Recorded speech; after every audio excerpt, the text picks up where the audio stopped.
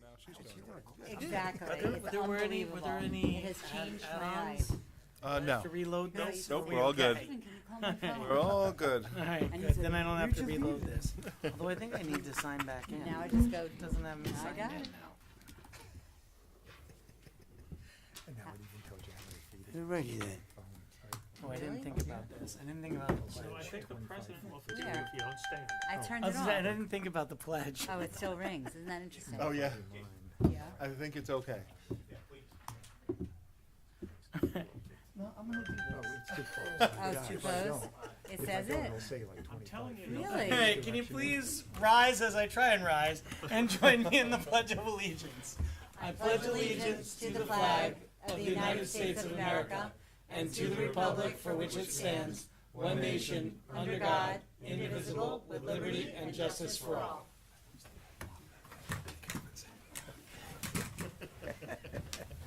All right, thank you and good evening. It is Tuesday, March 10th, a little after 7:30. I apologize, we're a little late coming out of executive session. It took me a while to hobble in and hobble out.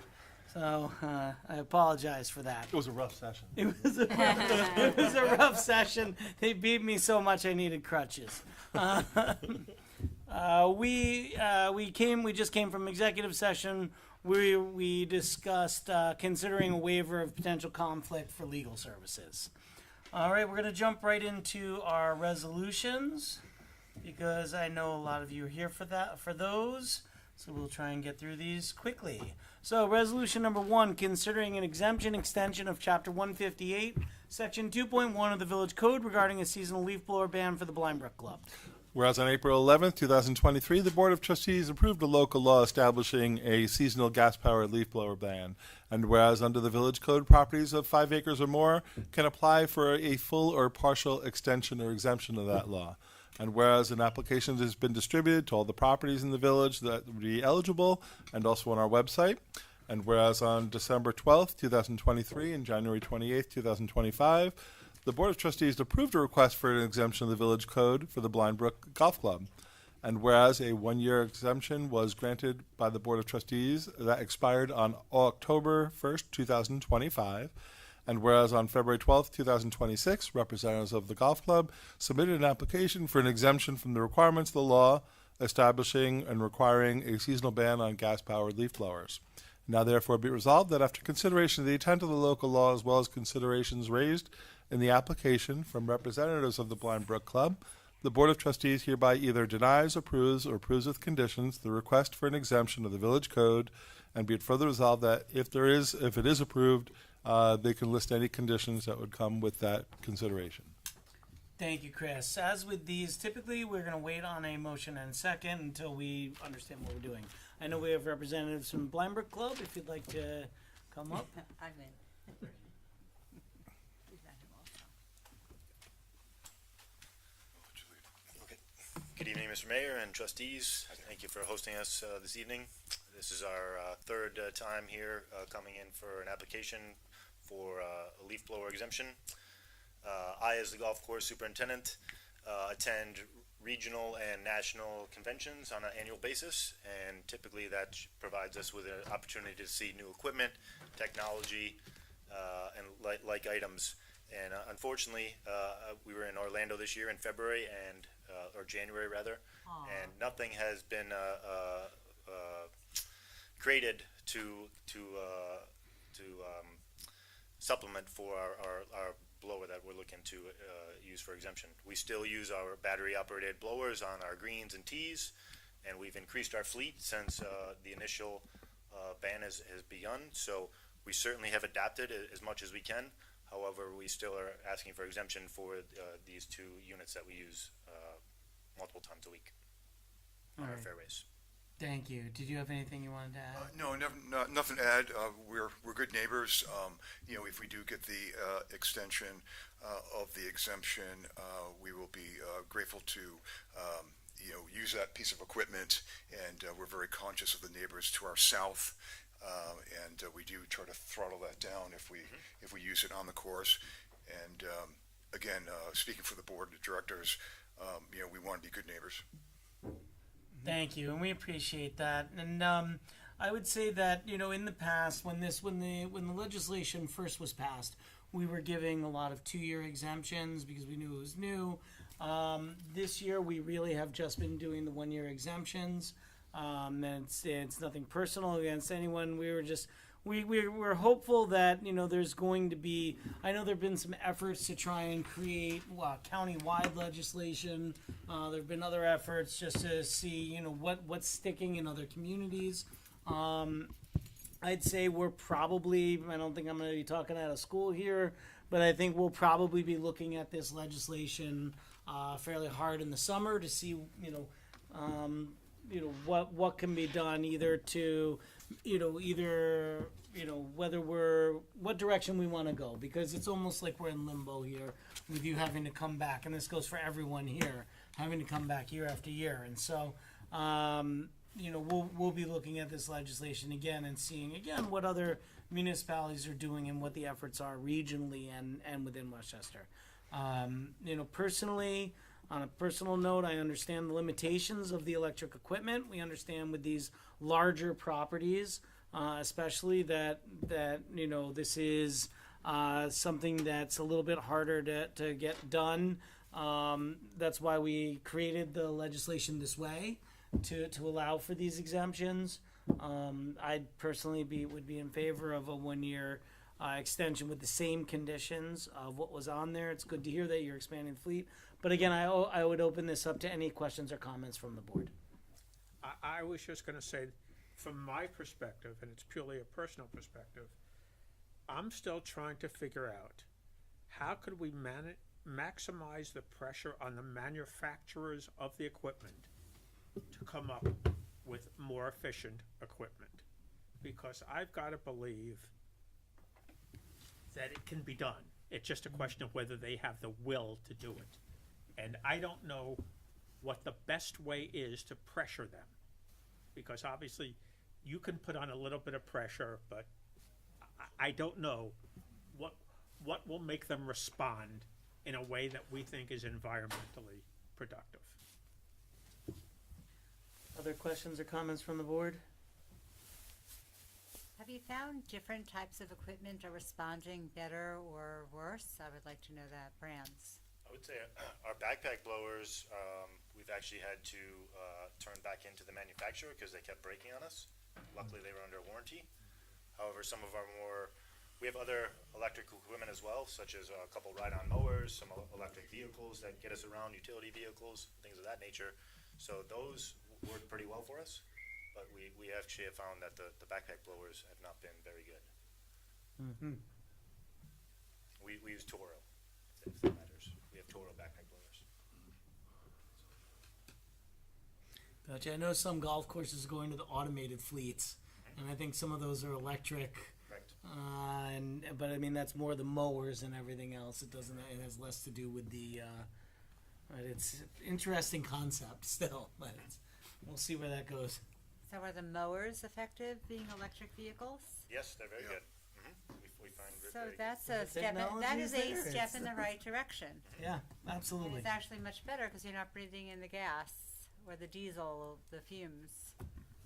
We try on our south side of the property next to the residential homes. We try and utilize as much electric equipment as possible on a regular basis, whether it's hand mowing or what we have available to us. Got it. Great. Thank you for the info. Actually, you've done that for years, right? We have They've actually done that for the Blind Brook. I remember, I remember that discussion a decade ago, probably, right? Is that about when that started? correct before my time and before Yeah. Bob's. Yeah. Any other questions or comments from the board? No, I'm sympathetic. I mean, beautiful, big piece of property that you maintain well, and this is what the exemptions are for, really. Okay. So I would, any questions? No. comments? Okay. I would just, I think then, potentially we would have a motion and a second for the resolution to have the same conditions as the previous one. So Chris, would you mind Sure. reading? And it would just be the 1 year. So it'd be hereby approved with conditions, and it's the following conditions, which is no gas blowers shall be used in the golf course greens areas, the tee areas, and around the clubhouse, and that this exemption should expire after September 30th, 2026. Does that sound okay over there? Thank you, perfect. Okay, can I have a motion and second on that? Motion. Second.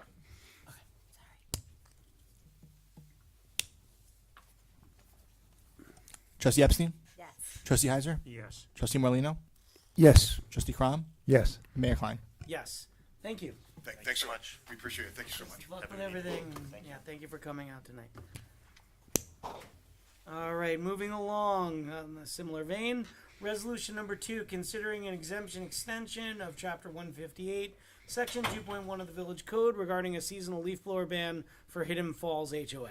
In the interest of time, I'm going to skip down to a later whereas clause because it's exactly the same. Amazing. Up to where it says, whereas a 2-year exemption was granted by the Board of Trustees and that expired on October 1st, 2025.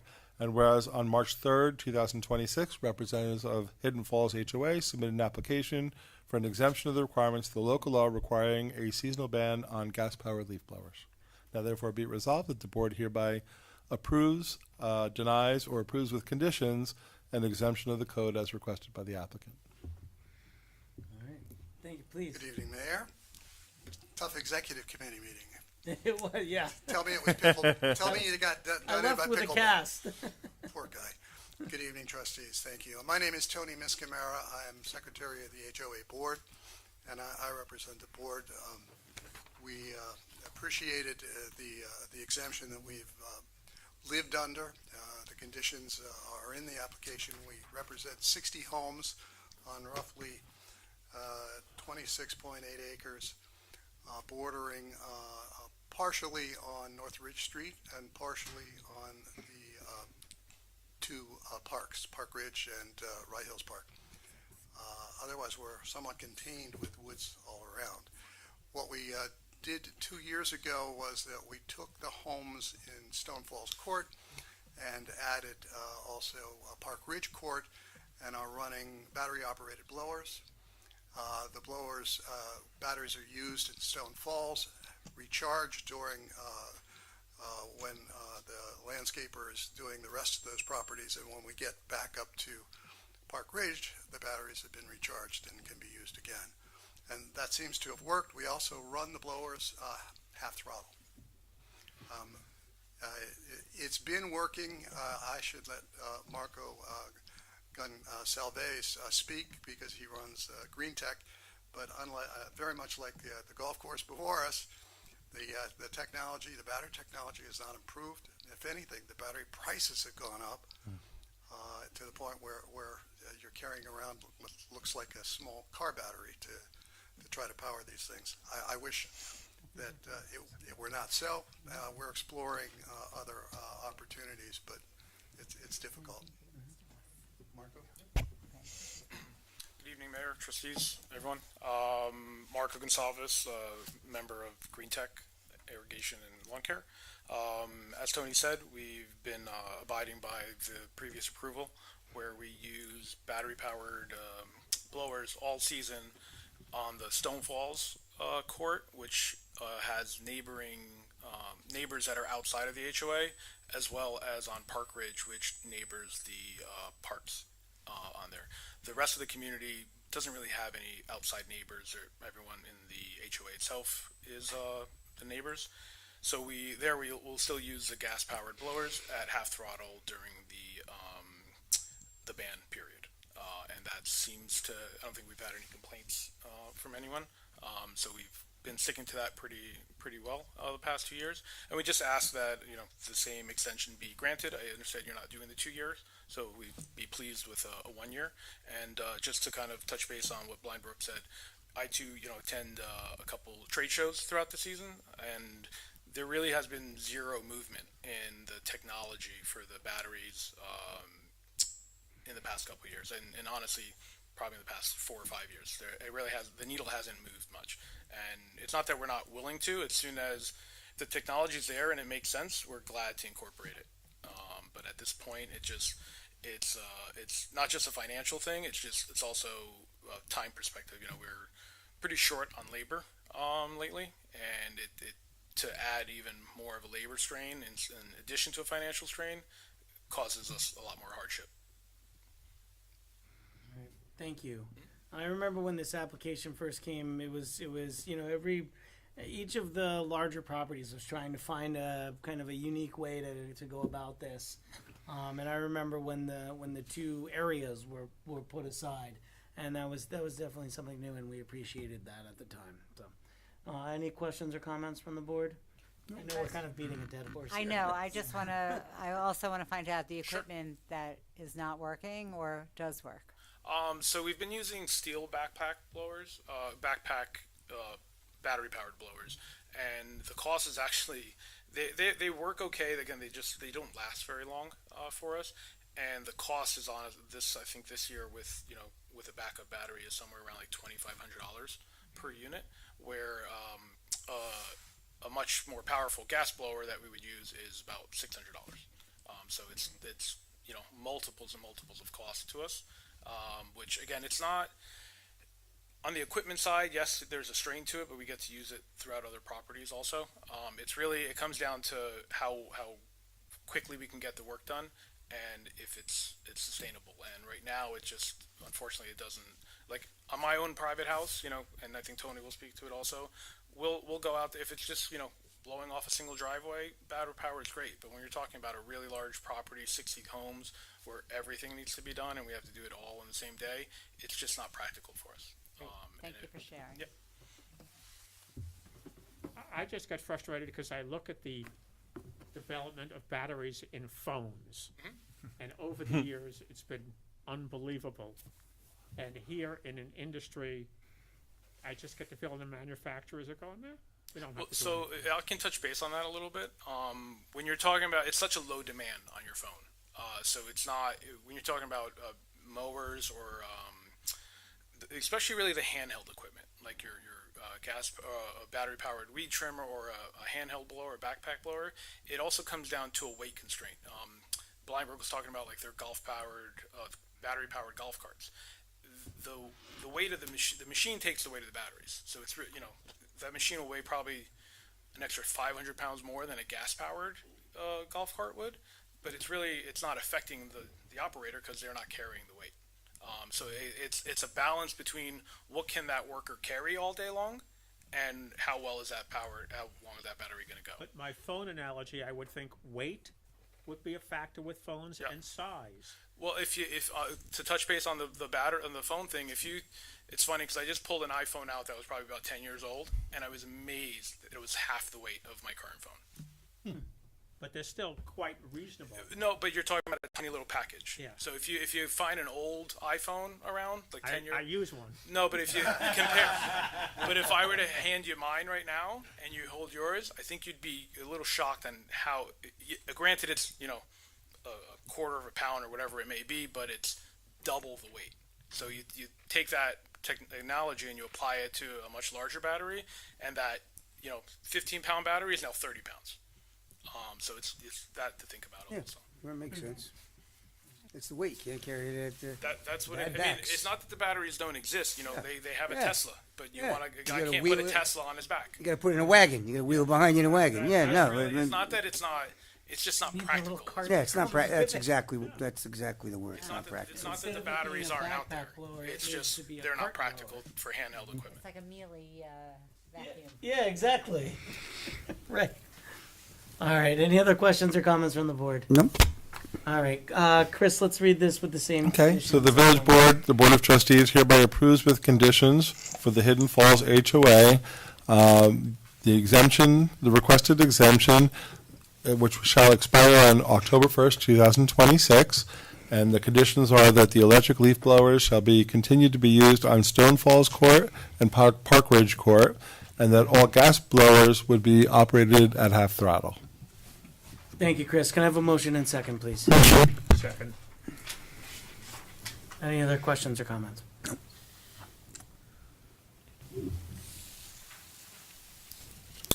Trustee Epstein? Yes. Trustee Heiser? Yes. Trustee Crom? Yes. Trustee Molino? Yes. And Mayor Klein? Yes, thank you. Thank you for coming out everyone. tonight. Real fast. Thank you. Thank you.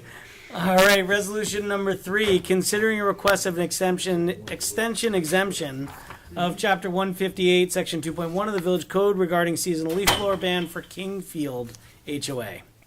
Okay, again, I'm going to skip down to the And action you can items. tell it's probably a good night to come out when I want to just move things through really quickly because I'm uncomfortable.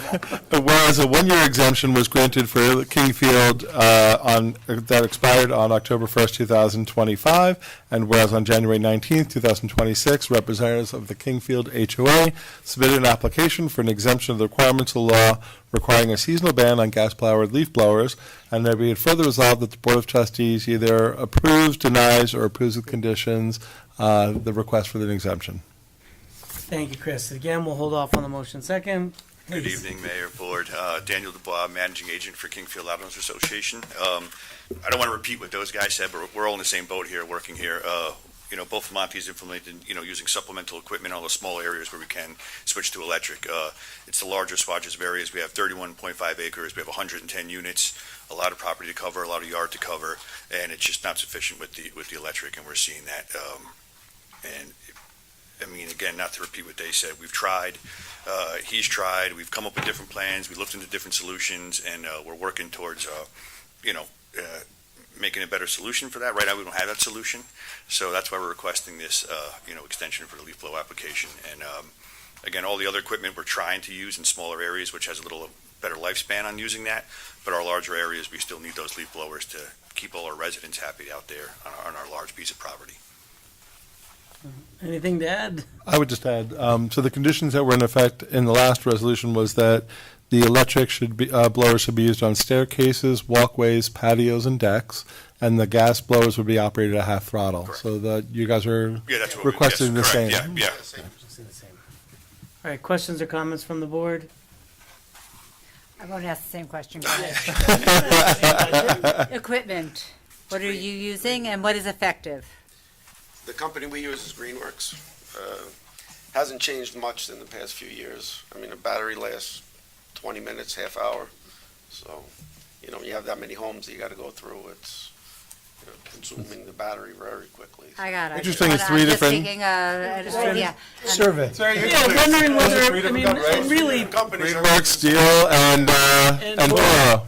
yeah, I mean, part of us is also wondering whether certain people and certain landscapers are having more are getting better Success, results. yeah. Yeah, more Yeah, it seems success like with Toro is a bad thing, so you Yeah. pick one of the companies that works. Well, I mean, they all have their. It's probably one battery manufacturer, that makes the same battery for the whole company. Okay. Yeah, I think that's a good idea. Yeah. I still think you need an extension cord, a long one. Yeah, please. I'm in favor of this resolution, but there's how many homes? 100 homes? 110 homes. 110. Yeah. If you were doing other neighborhoods that are not covered by this, HOA exemption, you're doing a big neighborhood, I don't have to name the neighborhoods in Rybrook, Yeah. but don't you get a lot of clients down the road from word of mouth? Like, how is it different? One of the things that we get pushback on is, hey, board, you're giving exemptions, the landscapers come in with reasonable stories and you're giving exemptions. I have a landscaper, all my neighbors have the same landscaper, he's coming to my house, I don't get an exemption. Is that working, or is that also not really working? I don't think you're going to find a landscaper that does 110 homes in one day. So can you where do you recharge it while you're going from Bring house to enough house? batteries with us, and if not, we'll charge them, person. So you have a chance to get back to the depot on the way from point A to point On the B? job itself, we'll charge. Okay, so plug it into house A and then take it to house B? Right, exactly. Okay. I mean, theoretically, you could do that, but you're trying to do too many quickly. Yeah. Well, yeah, I mean, the houses are all together, they're all attached, so it's not, you stop, load the machines, go to another house, or, But, I mean, because I live in a community, I think you know where I live, where a third of the community has the exemption in a sense, Gardeners, yeah. and 2/3 don't. Right. And how do I look my neighbors in the eye that have, I shouldn't be asking you this, but it's a technical, question, though. I want an answer to say, because I have, because I'm plugging it into Don's house, and if I go to the neighbor, then I take that back, and I don't know. It's being done because, like you said, I mean, we do the community, but we also do your residents, right? So it's different because we'll do your house, and you're not confined in one area. Everything is attached all day long, even where Okay. you live. not one person, whether it's me or someone else, is doing your whole Yeah. block, right? So you have on a that chance. line there, there's, maybe 10 different landscapers. You have a chance to regroup. You could and- charge, you could, Yeah. right. And you're when I'm just doing your house, I'm there for 5 minutes, let's say, right, with a Right. blower cleaning. Right. When you're doing 100 houses all together, you have that blower running for an hour, 2 hours, 3 hours, because you're just walking, house to house. So you would need like 50 blowers or, 50 batteries. 50 different guys with, one blower. So, it's different. I mean, it helps to have the exemption because, on the bigger properties, you're there all day, so you really don't have that downtime with a blower. Because once you start sweeping, you're gonna be there for, 2 hours, 3 hours. And it seems like it's a matter of economics. If you don't get the exemption, you have to use more labor, buy more equipment, take longer, et cetera. Yeah. And the HOAs are saying, when they're looking at the 25 or 35% increase, they're going, hey, We have a budget to stick Yeah, to, right? yeah, It's yeah. a budget line item for landscaping, which is our largest line item. So if you take that and increase it by the 200 and some thousand that's already in that budget line item, and you increase that to an extra 2 days for him a week, that could really have some implications for the homeowners, for, common charges, and also unit owners calling, hey, my yard was done, or his yard was done, mine wasn't. You spaced that over a couple of days. So we're trying to be, fair to the homeowners and White Plains has a full ban, right? And why does, so how are you handling those projects? I don't work in White Plains. That's how we're handling that one, but, How are these guys doing it? communities, there's They White just- Plains, it's gonna get to the point that the homeowners are gonna have Have to to pay. accept. Yeah, accept No, it. they're gonna have to accept that you're not gonna get the same job done because you don't have the Equipment. same type of equipment. So, as a homeowner, they're voting for it, they're agreeing with it, but now you have to accept What what you- we could do. yeah. It's not much. Consequences, huh? Yeah, right. Well, gas is now increasing in price, so it's going to Yeah, but affect the bottom line Yeah, but also. those things The other still, guy said before that, a gas-powered backpack blower is 600, where a battery is, 2,500. So it still pays for the gas, I Yeah, hear I mean, you. it's a lot. It's a lot different. Okay, thank you All for right, sharing. and I really appreciate the question being asked. I mean, both of these questions, it's good to know, what kind of equipment, and certainly, knowing the difference. I mean, it kind of justifies the exemption a little bit and why we created it this way. And so I think part of the reason we're also asking these questions is because I think we are going to need to take a look at this over the summer and figure out what direction we're going. We need county legislation or state legislation. Yeah, or because some then it really broader starts to area. push. Right, there really needs to be more pressure put on the manufacturers. Exactly, that's what I was saying to create in the beginning. affordable, useful product. If all the end users say, sorry, I can't buy your machines because I can't use them in Westchester County or I can't use them in New York State, the manufacturers will quickly figure out some way Yeah. to get efficient batteries. Yeah, but, this is a law that's mostly in New York or California. Yeah, exactly. These manufacturers are selling worldwide. So I understand. How much are they gonna invest in something for, 5% of their sales? How much are they gonna put into, bettering the batteries or getting better, equipment? Because they If it don't were have 5% of their sales, they would do it for sure. Who knows? But it's going to take some kind of pressure like Oh, yeah, that. yeah, definitely. It has to be something either government-wise or, Yes. the way they do it, everything else, right? It can't just be the pressure from the village of Rybrook. We 10,000 residents, I don't think so. the economy that way. Small but mighty, that's what we always say, Small right? but mighty. All right. Well, we appreciate it. Do we have Chris? Do you mind? Sure, yeah, the village board hereby approves a conditional waiver exemption for the properties in the Kingfield HOA through October 1st, 2026, with the following conditions. One, that electric blowers shall be used on staircases, walkways, patios, and decks. And two, that the gas blowers shall be operated at half throttle. thank you very much. All right. Board still Can I have a vote. motion in a second, please? So moved. Second, Any other questions or comments? Trustee Epstein? yes. Trustee Heiser? Yes. Trustee Crom? Yes. Trustee Morlino? Yes. And Mayor Klein. Yes. Thank you for coming out tonight. Thanks, have a good night. Thank you. All Right, right, thank you. resolution number 4, considering requests of an extension exemption of chapter 158, section 2.1 of the Village Code regarding a seasonal leaf blower ban for Bulfamonte Landscaping, Lincoln Ave. And for public record, that's our compost site. Yes. That's village property. Good evening. Good evening. Chris, do you need to read anything? Sure, yeah, let's just go to, Straight to the, right to the resolution here. Okay, again, that a 2-year exemption was granted by the Board of Trustees, and that expired on October 1st, 2025. And on January 9th, an application was made by Bulfamonte Landscaping for further exemption of the village code requiring a seasonal ban on gas-powered leaf blowers. And then the board has the opportunity to approve, disapprove, or approve with conditions the particular request. thank you. Please. Evening. So we're running the compost facility on village property. Our blowers are only used to sweep off our large grinding and processing equipment for safety purposes, for fire prevention. We're not out there sweeping lawns or walkways or patios. It's within a estimated 5-acre site, about 1,000 to 1,500 linear feet away from the nearest neighbor. Multiple planes flying overhead that are much noisier than our leaf blowers. And like I said, it's strictly for keeping debris off of our very large powered equipment that we use for grinding and processing. Are you still using the electric outside the fence? Yes, we are. This is strictly within the fence line, the hedge line in.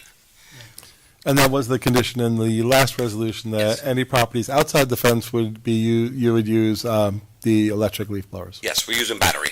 Battery. So yes, we use battery and we sweep the roads with a diesel-powered tractor with a hydraulic broom. So we're not out there with gas blowers. Because it's, right, yeah. So and everybody seeking the obvious, but that's all. It's a very impressive site that Mr. Bulfamonte operates up on our property. It's a really is incredible. It's a lot to manage, and but it's state permitted. It's fully state permitted. Has a lot of regulations that are following. As he's got to follow as part of that. Yes. And it is really a compost site. This isn't a grass area inside or a parking lot. This is a kind of unusual lot in that regard. And no neighbors. But no neighbors. No yeah. neighbors. I think those planes They're are very great high. setback. And for The anyone, watchdogs up in the air. Yeah. for anyone listening at home, if you weren't aware, there is compost put outside of the gates there. Yes, there that is. any resident of Rybrook is welcome to come by and pick up and use in their gardens. Bring a shovel. And I can say personally, not as much anymore because my kids are getting older, but I've used those parking spots quite a bit in my life because my kids would love to just park there and watch the planes because it's just fun. Although And we have would a viewer cross out the there. street and go up on the embankment there by the fence. We have, Mr. So that- Bulfamonte put up the Yeah, viewfinder the too. viewfinder. So it's but we would go up by the fence because you could see a little bit farther and watch the planes come in. I It's a agree lot with of you. fun. And I would the compost actually- that gets operated there goes as far, goes down to New York City and a lot of parks in New York and Mostly, everywhere. yes. So, yeah, so it's all over the region. I would be willing to do this for 2 years because there's no neighbors there. I think we still have to do the 1 year just because of everything else that we've done. I wouldn't want to. There's no residents. Yeah, it's a different use. It's a different use, but I think we should be consistent with 1 year. And as you pointed out, in a few months, we need to think about a larger picture. Yeah, I agree.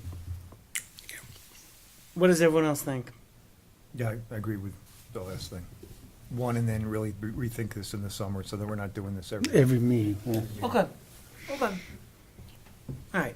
So, Chris, can you read it as Okay, a? so the Board of Trustees Same approves conditions the and request for 1 an exemption with the following conditions through October 1st, 2026.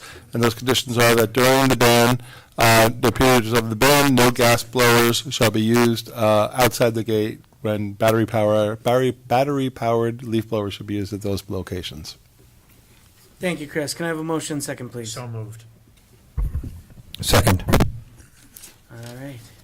Any other questions or comments from the board? Trustee Epstein? Yes. Trustee Heiser? Yes. Trustee Crom? Yes. Trustee Moreno? Yes. And Mayor Klein. Yes, thank you. Thank you very And much. I think absolutely you're right. This is a different application than the other ones that we've seen because these aren't around homes. This is around, but I also understand that, we really need to take a harder look at this legislation, over the summer once, now that everything is through there. I think this was probably all the properties considering we're coming right into it. I mean, there's only a few meetings left, 2 meetings left before this goes into effect. Right. Really? Okay. Gotcha. All right. Well, we'll see what happens there. So yeah. All right. So and I think Chris, if we find a lighter agenda in June, probably let's put it on as a discussion item. Okay. To really start to look at this and see what options are out there for us. And it may be that we decide to keep this as the way it is, but I think it's worth a discussion now that we're a few years into the legislation. I think we set it up this way for a very good reason and a specific reason, and I think it's been a few years. It's time to look at it again. Very good. All right, moving along. Resolution number 5, considering renewal of an agreement between the Village of Rybrook and Southeast Consortium for Special Recreation Services. Whereas Southeast Consortium is an organization that provides recreation services for those with intellectual or developmental disabilities, and whereas the village currently has an agreement with Southeast Consortium for special recreation services and wishes to continue to use these services, and whereas the cost of these services in the proposed renewal agreement is $8,142.21, now therefore be it resolved that the Board of Trustees of the Village of Rybrook authorizes the mayor and administrator to execute and deliver all documents necessary to accomplish the purposes of the resolution. Thank you, Chris. Can I have a motion and second, please? So moved. Second. And this is something we do every year. This is a great consortium that provides a service that we, as a small but mighty village, are not able to provide ourselves. That we're not only we're required to provide it, but it really is something that we should be providing as well. And it's a really great group, and they serve 12 communities. So I was curious, did they send somebody here to the? They try to utilize locations within those 12 communities. So at times they'll utilize different sort of facilities that we have if they're running a program. Not too many run in Rybrook, but we all agree kind of just to help them They with segregate locations. with the group or different? They go to different The locations. municipal consortium is set up with a municipal body that oversees and works with it to try to make sure the services are performed that way. Are Like there Mr. Berlacci serves as part of that group to make sure that representing our community. Our community. Do the kids get to go with the kids that are here, or they go to different programs, or is it? They create the programs and offer the programs for the participants. They run programs. They run programs, so the Yes. kids would go to that program. Yep. Do we know if any of our residents are in the program? Sure. Yeah, absolutely, they do. I can get those numbers again. I've looked in the past. I couldn't tell you today. It's but I'll be okay, happy I'm to just find out. inquiring. Yep. That's a good thing. All right, Absolutely. Participate in the programs. Huh? We do have residents that Yeah. participate in programs. Just And we're asking. required to provide the service as an alternative. So this also satisfies like our compliance with the Americans with Disabilities Act as Right, well. because we have a Billis down the street, but I think that is Fabulous. That's in Connecticut. Yep. So close. Yeah. Okay. Any other questions or comments? Nope. Trustee Epstein? Yes. Trustee Heiser? Yes. Trustee Crom? Yes. Trustee Moreno? Yes. And Mayor Klein. Yes, thank you. And I'm going to pause with our resolutions. We are lucky to be joined by the Honorable George Latimer, our local congressman. I would stand up and shake your hand, but I am currently unable to do that. So, hence the crutches in the background. I saw the mayor recently in his current state, and what I didn't tell him at the time is I had kind of a nasty thing with my shoulder and left arm, so it's functional, but it hurts too. So I feel your pain.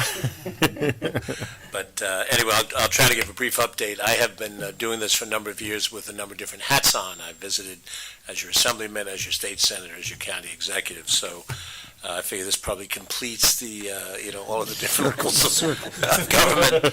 that you have to deal with, but I appreciate the opportunity. Both the mayor and the village manager have given me the opportunity to. I'll go through a few issues, and then any questions that you have, I'm happy to try to answer them if I can. There are a lot of issues at hand right now in the federal government, and under normal circumstances, you wouldn't have this much Sturm und Drang, but as you see by turning on your TV every night, we're at war with Iran. We have an issue with ICE on the streets of many of our communities. We still are looking at a partial shutdown of the government with the DHS budget, and there's a host of other different funding issues that are at hand. So I'll go through a few of these as quickly as I can.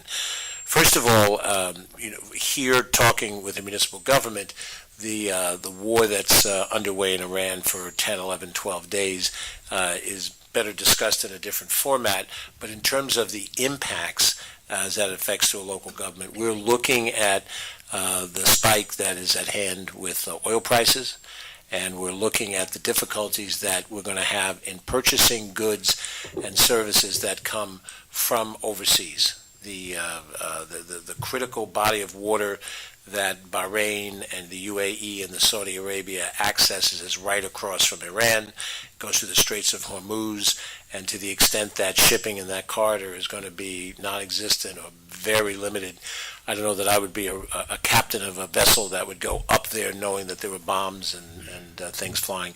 So I think we're going to expect to see, you'd have to see from a budgeted standpoint, the kinds of things that you obtain that might be coming from overseas, that those numbers are going to spike and may stay that way for a while. We don't know. Many times the stock market follows what a president might say, but unless the president gives steady, cohesive response day after day after day, when you oscillate in what you say, then the markets oscillate behind them. So that is a concern about, for all of our domestic issues, for people who live in the community, what are they going to pay for the price of whatever? We don't know, and we're going to have to monitor that. And that economic impact is not necessarily the most important impact. Our young men and women who are fighting overseas and are risking death is certainly higher up on the list, and where we are geopolitically with allies elsewhere around the globe is of great importance. But for our immediate talking to a local government scenario, we look at what the impacts may be on your bottom line with what will happen in the shipping lanes. As you know, the geography, ships that are not necessarily coming out of that area are going to avoid that area. And if they avoid that area, if they avoid going up the Red Sea into the Suez Canal, then they have to go around the Horn of Africa, and that extends cost and time for shipping. And that is a factor to consider as you run the village and as you have organizations inside the village. A similar issue is the circumstances that we are with tariffs right now. We've had now for over a year tariffs imposed at best in an irregular way, the president's decision, whim, if you would. The Supreme Court has ruled that he overextended his authority and have ruled that much of the money that was raised through tariffs last year was done so illegally and have to be returned. We don't know what a return policy is going to look like. We don't know how either businesses or individuals or organizations like a village are going to be able to claim some of that money, depending on what types of services or products you buy that were overpriced. And this administration does not look to be willing to put that kind of a plan together. So we're probably going to have to go back to court to put pressure to have something happen along those lines.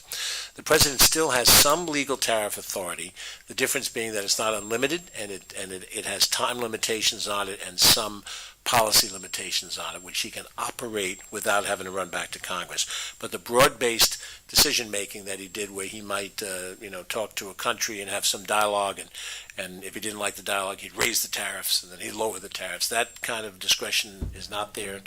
The best I can tell you, for the benefit of the government plus the people that you serve, is that I will try to get information from the Small Business Administration as to what the tariffs are and how they change from moment to moment. And if we want to have that as a side conversation, we'll put something in motion along those lines. But the war and the tariffs are creating a great volatility in the economy, and we don't quite know how that's going to work out over time. And we hope that it won't be a long-term problem, but I think it very well may. On the funding issues, we have a number of different applications that we have to put in during the course of this month, and I just wanted to acknowledge that the village has submitted an application to us for Avon Circle at Portchester School District, the flood mitigation project that you have. The ask was for $6.6 million. Oh, sorry about that. The ask was for $6.6 million. We know that we don't have that large a number that we can access, but we're trying to figure out what we think the maximum is. And we also know that you need a significant amount of money to tackle the project at all. Giving you, $200,000 toward that wouldn't really mean anything. So we'll see how that operates in the days to come. And we've had a very irregular situation dealing with the administration on the funding streams. We had, my predecessor had a number of different projects that were budgeted for and they were passed, and then they were changed in the rescission package that was done earlier this year. So we had to resubmit all of those projects. Now they're part of the budget, but we don't know whether or not, the president might hold up money as he did with the Gateway Tunnel project. There's a certain ambiguity here. But I'll keep you posted as to this particular project and whether we think we can get enough money from the program to make it worth your while. I assume you're looking for money from other sources, but all the other sources are in the same kind of situation. The county is being hit by the cuts at the federal level. The state's being hit by cuts at the federal level. We do get about $3 million already is approved from the county towards the project, so that's good. I'm trying to piece together the other side, the other pieces. While I'm suffering at college, I'm glad to see my high school is doing a good job back home. But anyway, we'll try to keep you posted on that issue. There is still a partial shutdown of the government, but it only affects the Department of Homeland Security because we have been arguing over the ICE budget. Many of us want major changes to the way ICE operates. In fact, what we really want is we want ICE agents to mirror law enforcement training and procedures that you have in your municipality, that all municipalities have, including the county government, a training period that allows for training in a host of areas, including particularly use of lethal force and de-escalation of situations.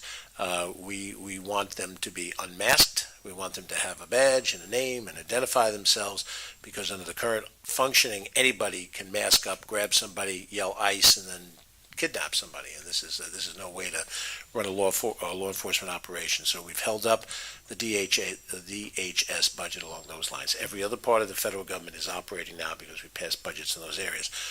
What DHS also funds, however, in addition to Homeland Security that's being frozen, at the airport, TSA agents, the Coast Guard, and importantly, FEMA.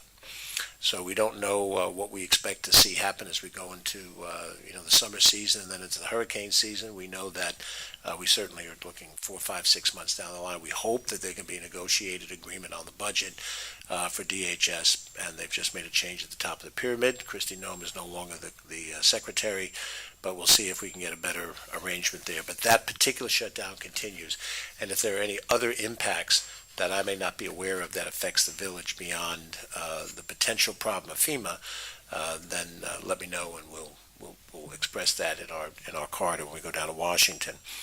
The ACA Affordable Care Act tax credits that were eliminated in the big, beautiful, ugly bill that was passed in the middle of the summer last year ended those tax credits as of January, and those people who were benefiting from the Affordable Care Act, Obamacare in the street parlance, now saw that their rates to access health care went from a certain number to a much higher number.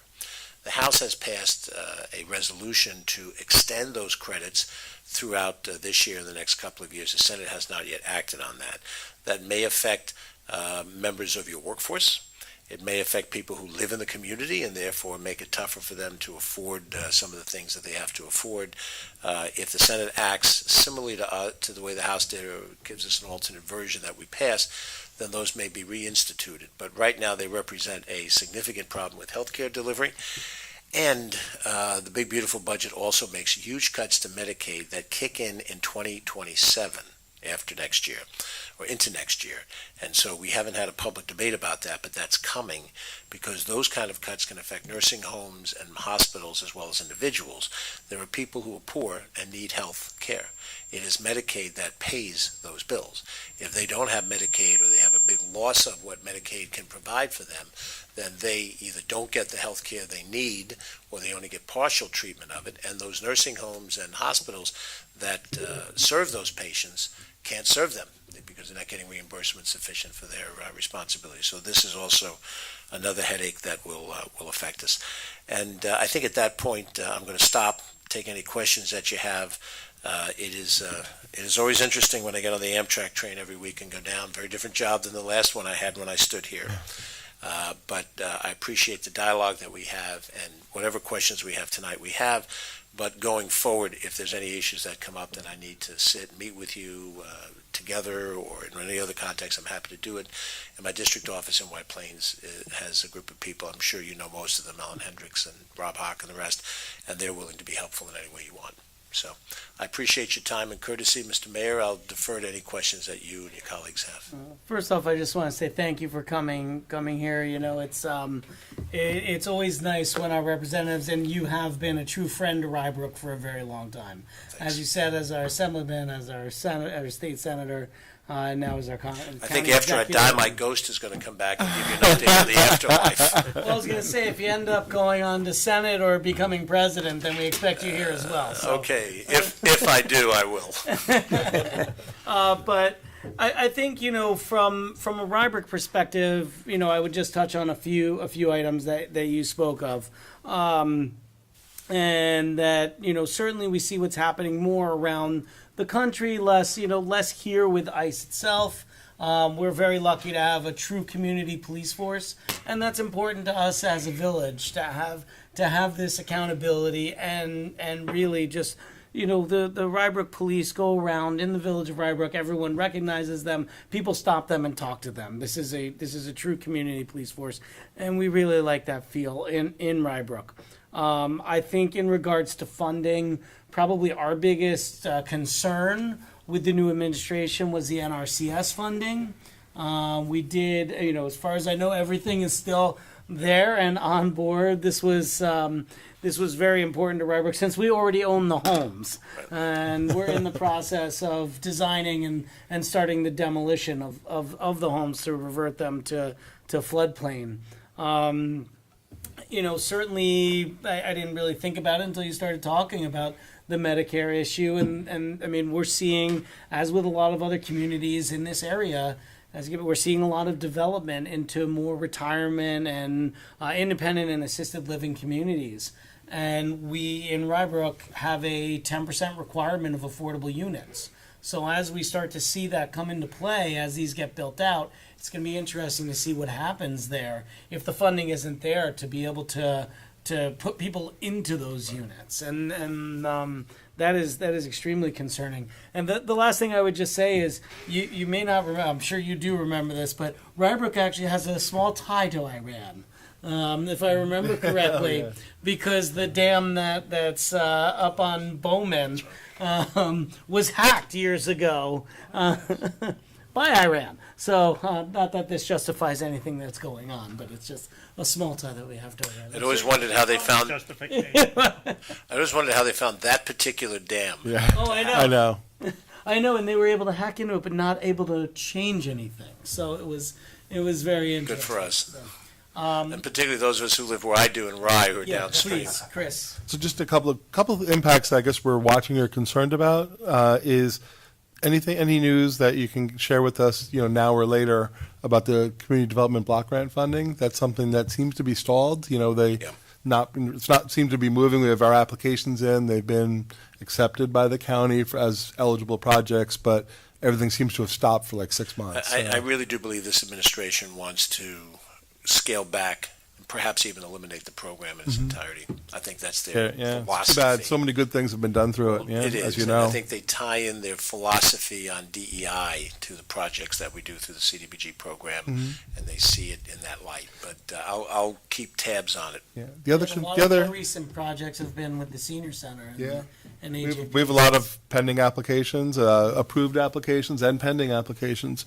The other thing that we're hearing about, but I haven't seen anything personally on it, is that I'm hearing any kind of funding that you're accepting, federal funding you're accepting, is going to have those strings about cooperation and with. So I don't know if you're hearing that or seeing any of that, but We're that's hearing it. I wouldn't obviously a necessarily see concern. it. I wouldn't necessarily see it, but I have heard that the administration intends to eliminate, and they interpret DEI, I think, differently than the way it's actually in effect. They treat it as if it's some type of a quota system that mandates certain things, when in fact it's a means of outreach to try to reach people who've been otherwise underserved and raise opportunity rather than to grant certain things. But they define it a certain way, and then they have put into contracts certain requirements that not only deal with DEI, but also deal with access to data that you would have at a village level to help them do their ICE implementation. That's what we've heard, and we're concerned about the language that might be in those contracts. Well, and it's, you have well-placed concern, and I would say when we get to the point of seeing a contract on one of these things, then we'll have that dialogue and look at it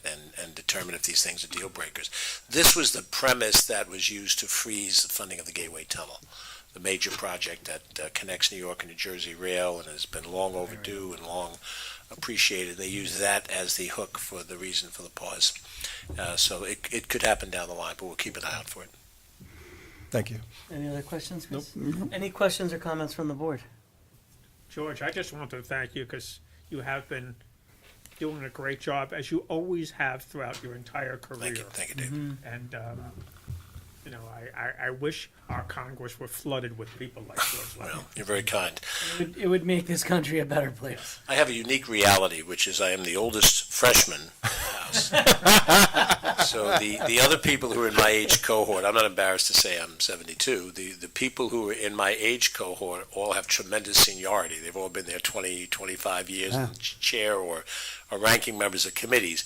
My fellow freshmen are routinely 45 and 50, and I think they're preparing races for the U.S. Senate, the governorship of their states. So I'm kind of in a unique little bubble where my contemporaries and my people with similar seniority are different. So I'll try to use the best of both worlds in the days to You may come. say that you're unique, but the truth is you are, because you've had so many different positions, and I think you bring knowledge that the freshmen don't bring, and those that have been there for so long don't have. So I think that you can teach them all, and thank you. Well, as a freshman, how I can help provide additional information in their decision-making process rather than teach. But no, you know, I've sat where you sat as a member, and Chris actually remembers those days when I was in a local government, and unpaid as you are unpaid, and we dealt with a lot of land use issues, and we had major limits to what we could do budgetarily. We're taxing property, which is very subject to frustration on the part of the taxpayers, and so you can't do everything you want to do as you might in some high-level government.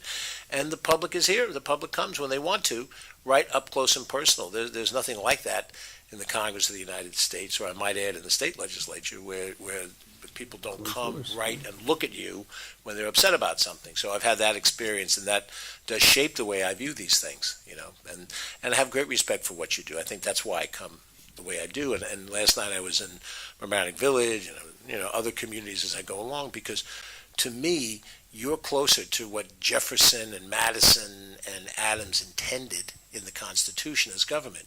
You're not in government because you get serious money. You're not in government because it's tremendous prestige. If you walk into a supermarket, they're more likely to say, I didn't get my garbage picked up today, and can you pick it up for me, Susan, or can you pick it up for me, David? So I have great respect for what you do. You run a wonderful community. Whenever I'm in the community, it's really terrific, so I'm appreciative that we have the dialogue and the friendship. George, as you know, if it's any comfort, 72 sounds really young. I'll take comfort from that, David. Do you want to mention tomorrow morning, the press conference? Is there a conference still going? No, actually, we've canceled that. Oh, good. Okay. I forgot I was going to mention that to you today. Chris. No, it won't pick you up. I should mention this also because it's a backyard issue. I have a bill that gets the U.S. Department of Transportation directly involved in dealing with the bridge strike issue. And there are things that can be done at a federal government level because really the problem is an interstate scenario. You have drivers who are not from New York or Connecticut that are smashing into the King Street Bridge and other bridges. And Saints be praised, the bill that I've filed has bipartisan support. I have both sides of the aisle and people from other states on it. Hopefully I'll have some success. We were planning to do a press conference with Congressman Jim Himes, who represents the other side of the bridge. But this most recent issue of War and Peace has jumped our schedule. So if we do reschedule it, I'll let you know, give you plenty of advance notice. And Letting we'd love people to know have you now. there. Yeah, there you go. Sorry about that. So people standing out the bridge, when is it starting? Oops. I said I was perfect. So, but in any event, thank you very much for your Thank time. you. I know you have other things to do tonight, so have a wonderful evening, and do reach out as you see fit. I'm happy to, me and my staff, to be with you. Thank you. We appreciate you coming in. I'm assuming that Thanks, if you were in Mamaroneck last night, they were probably talking about the issue we're going to be talking about next, which is the reformation of LISWIC, the Long Island Sound Yes, Watershed that Intermunicipal did come Council. up. Did come up as well. So- That's one of those headaches, as Susan pointed out, that I had in a different job, and it sits in that bucket. I've got other problems now. Anyway, thank you all very much. Nice to see you. Thank you. All right.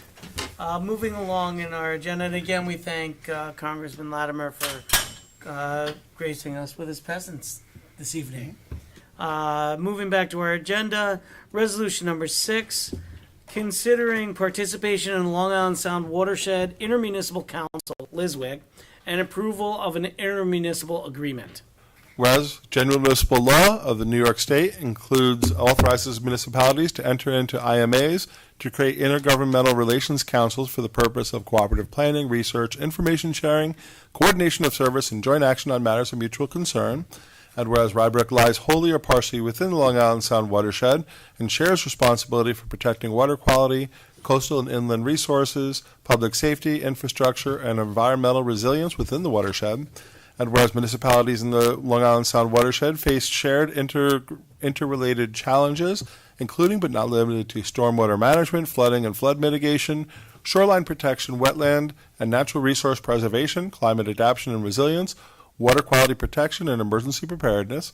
And whereas LISWIC, Long Island Sound Watershed Intermunicipal Council, has been established by participating municipalities to provide a formal structure for regional cooperation, education, coordination, advocacy, and the sharing of information, best practices, funding opportunities, and resources related to the watershed protection and resilience. And whereas membership in LISWIC will enable the Village of Rybrook to collaborate with neighboring municipalities, counties, state, federal agencies, and other stakeholders in a coordinated and cost-effective manner while preserving local authority over land use and municipal operations. And whereas the governing body of the Village of Rybrook has reviewed the proposed IMA establishing LISWIC, which sets forth the purpose, structure, governance, and administration of the council.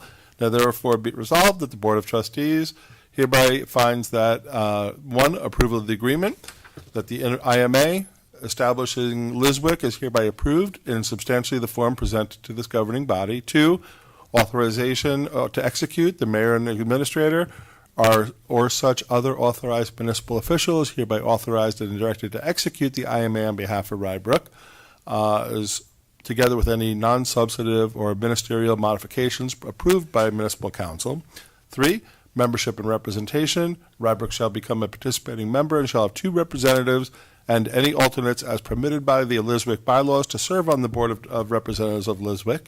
4, participation in LISWIC shall be for the purpose of advancing regional cooperation related to watershed protection, flood mitigation, stormwater management, resilience planning, environmental stewardship, public education, and municipal coordination and advocacy for funding and policy priorities at a state, county, and federal levels. And 5, note nothing therein shall be construed to limit the delegation of land use authority, police powers, or legislative authority of the Village of Rybrook, except as expressly provided in the IMA or otherwise authorized by law. And 6, the resolution shall take immediately upon adoption. Thank you, Chris. Can I have a motion and second, please? Motion. Second. So, just as a little bit of, by way of background, and Chris, you can feel free to jump in as we go along. Liswick was a consortium, a group that had been formed a long time ago, and it really existed. And back then, a lot of what they were focusing on was water quality. That really was the main focus of the group for a long time. And then, probably 10 years, more 15 years ago, 10 years ago, they stopped meeting. It wasn't existing in the way that it was.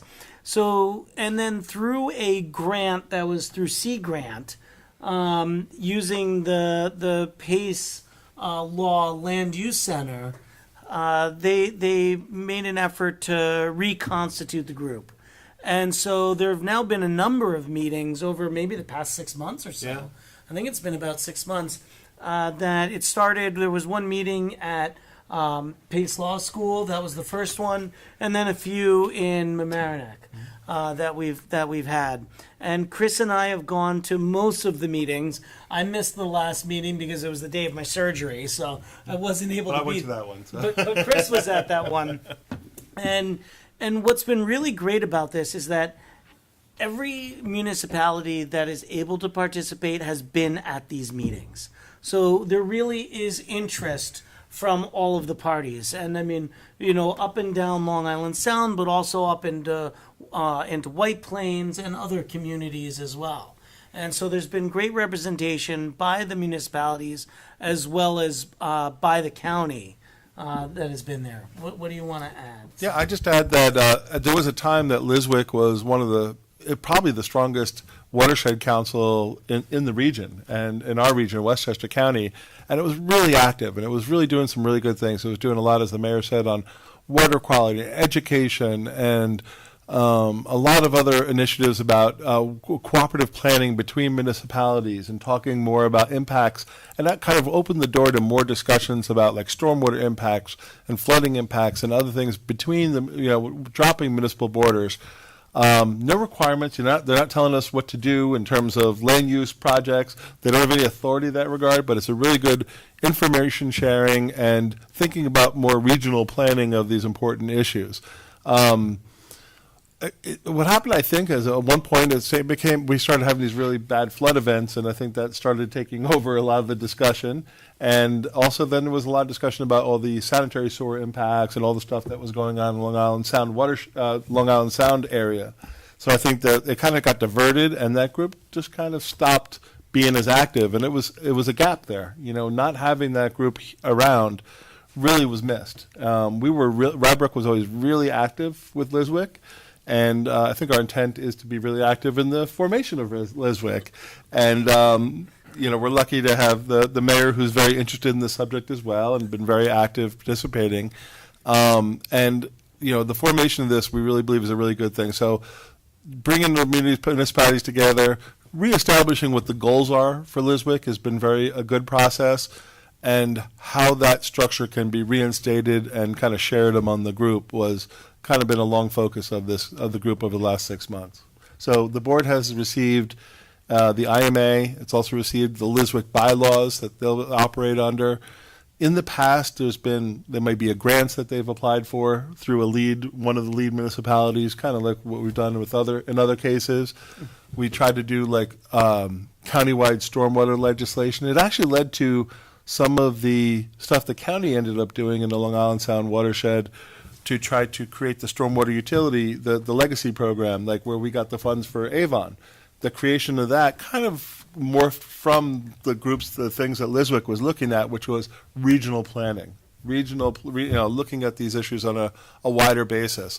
And the county actually started creating a funding source for some of that. So there's some really good things we try to do. We try to get things like maintenance consistent from community to community. If one community is cleaning all their basins, for instance, every year or every other year, all their basins, and another community is doing every 10 years, that's not necessarily good because it's flowing from sometimes one to the next.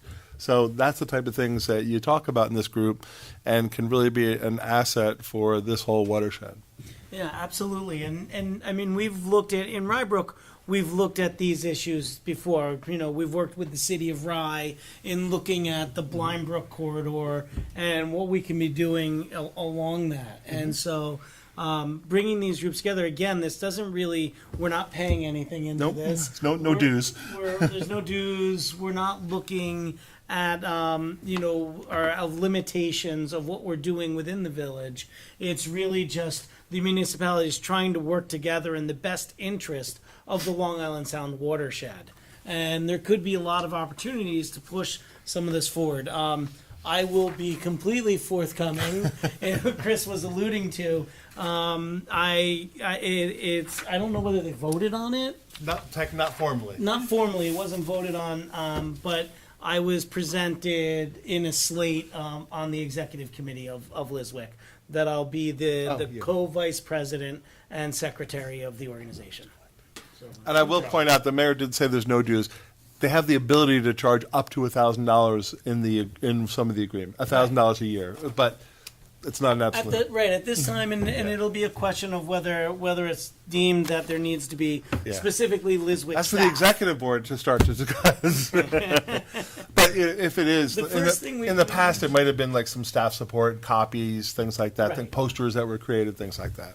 Right, and there some of the municipalities have already passed this resolution. Others will be having it on their agenda soon, as we do tonight. And then we'd be looking probably into late March. There was a poll sent around to the participating communities. There was a poll sent around looking for a date when the municipalities will come together to do a signing event, essentially where the municipalities are signing on. So, happy to answer any questions that anyone may have about this. And I would say that through the process of reforming this group, both Sea Grant and Pace Law have been very instrumental in this. And we were working off of old bylaws when this first came together, and we restructured them. And Chris gave a lot of comments, and those comments were incorporated a lot of them were incorporated because a lot of the municipalities were giving comments on them because a lot has changed since the bylaws were last written. Well, thank you so much for taking that on, both of you. It's we know we're in great hands. Thank you. No, I mean, I think when you talk about water quality, stormwater management, all these things are so regional. 40 different people, 40 different entities can't do it. This is fantastic, and I think, in credit to past boards and the administration here, I've learned so many of our successes is shared library, shared EMS, shared group surrounding the airport on looking at those issues and coming up with white papers. I think, Jason, you alluded to it in one of the speeches that you gave recently about how intermunicipal sharing and cooperation is what is taking us from, good communities to great communities. So I applaud this. Absolutely, and this is continuing that trend. I mean, it's really, like you said, I mean, the impact that, and you alluded to the white papers, I mean, regarding the airport master plan, the impact that had of bringing these communities together, it's just, there's so much to be said about it. A lot to accomplish that way. Yeah. And it's a great list of, other villages that, are well-funded, well-managed, so we're in good company too. I like the list. Absolutely. Did everybody join it? We're on the process right now. Everybody's everyone's in putting the on their process. agendas. I would expect that all of the boards will approve this. Excellent. Yeah, a number have already. I was trying to look to see if I had an email. Even a few that have been more quiet in recent years. Mm-hmm. So which is good too. That's a very nice way to say yes. it. I think that this is an issue that affects everybody, and therefore we all will benefit by having this type of, I don't want to say solution, but agreement. Yeah, definitely.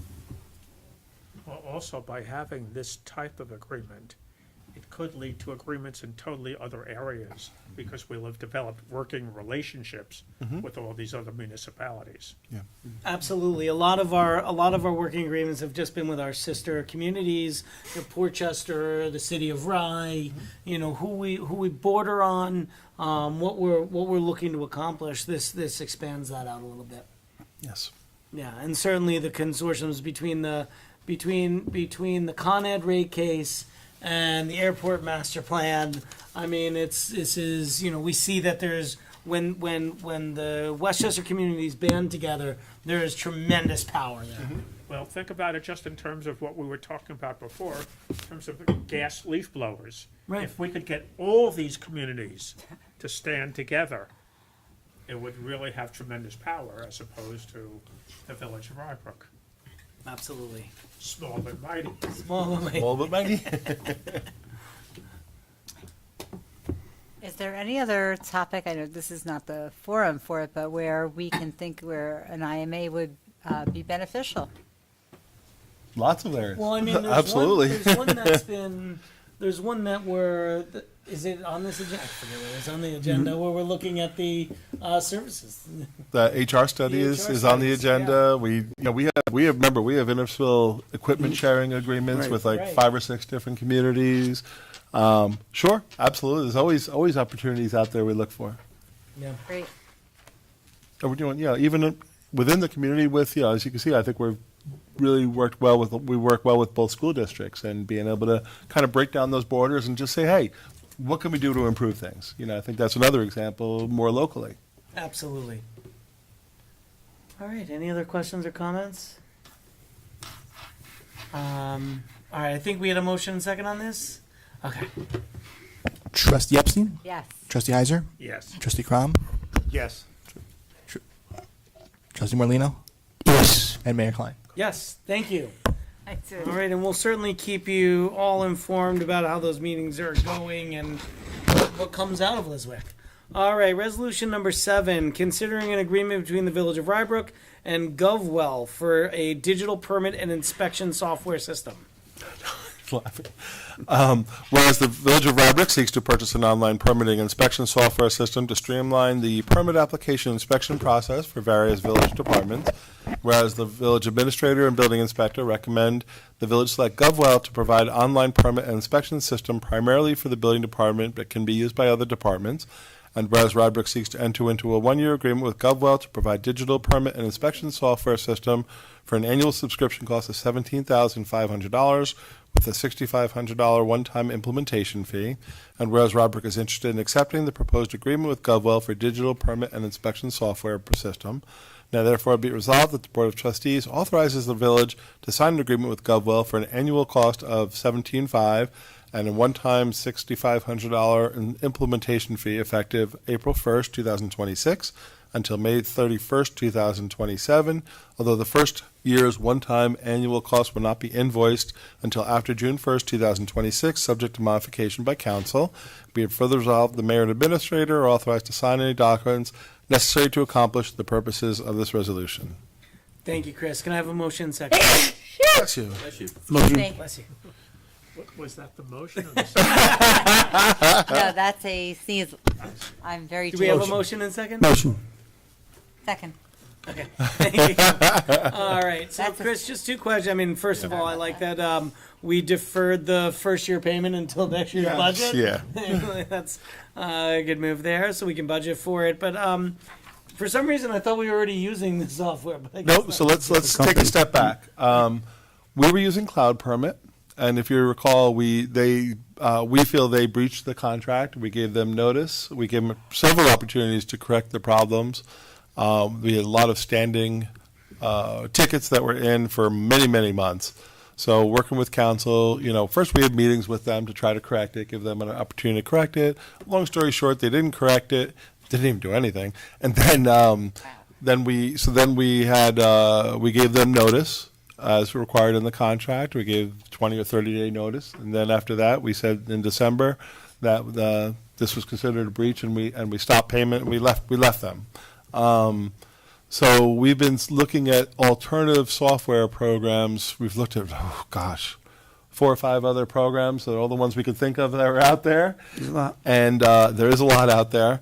And this is the one that we thought best fit our needs. It's one that links in the codes. It links in. This is from the application process to reviewing the applications, doing actually the plan reviews, doing the inspections afterwards. So this is one that we think that this will be a better. We're hoping that this would be a much better product for us, and there'll be much more responsive than the last company. Well, I certainly hope that they are, and Yes. and certainly we We all do. understand that that having software like this, is good for both the property owners as well as for the staff. That this really And it streamlines makes things. it more efficient, It turns makes it around quicker, right, makes all it- the above. Makes it much more efficient. So we appreciate that staff was looking into this and looking for a solution for something that we necessarily didn't want to have to deal with. That's correct. We had a solution. Any questions or comments from the board? Is the building permit thing still working for residents? Is No, that? that's what this is. This Yeah. stops. So that stops. So Stopped we're in back to December. we're back to paper. We've been back since December, yeah. Okay. Do you have a, But not paper. We still accept applications like on disk and on, they have to still submit a file electronically, but it's now received over the counter. It's not, you can't do it online. Can't do it online. online permitting? Yeah. Yeah. All right. That's good. That's, Any other questions or comments from the board? Or is that a vendor? yeah. Trustee Epstein? Yes. Trustee Heiser? Yes. Trustee Crom? Yes. Trustee Morlino? Go ahead, that's you. Yes. And Mayor Klein? Yes. Thank you. You want to share? Resolution number, you should have recused. No. Resolution number 8, considering an agreement between the Village of Rybrook and Vector Solutions for a fire training management program. Okay, whereas the Village of Rybrook seeks to purchase a software training management program for the benefit of Rybrook firefighters and the Rybrook Fire Department, and whereas the newly appointed fire lieutenants are responsible for the training management program, thereby bringing the training program in-house, and whereas the village has received a proposal dated March 6, 2026 from Vector Solutions for an initial 24-month term to provide this training management platform to the village for a first-year cost of $2,417, which includes a $400 one-time and $2,017 annually, in accordance with the terms and conditions of the Vector Solutions proposal. Now therefore be resolved that the Board of Trustees hereby authorizes the village to sign an agreement with Vector Solutions for an initial 24-month term to provide this training management platform to the village for a first-year cost of $2,417, including $400 one-time costs and $2,017 annually, in accordance with the terms of the Vector Solutions proposal, subject to modification by council. And be it further resolved, the mayor and administrator are authorized to sign any documents necessary to accomplish the purposes of this resolution. Thank you, Chris. Can I have a motion second, please? So moved. Second. And again, this is, and Chris, I'll have you please give some background Sure. on this.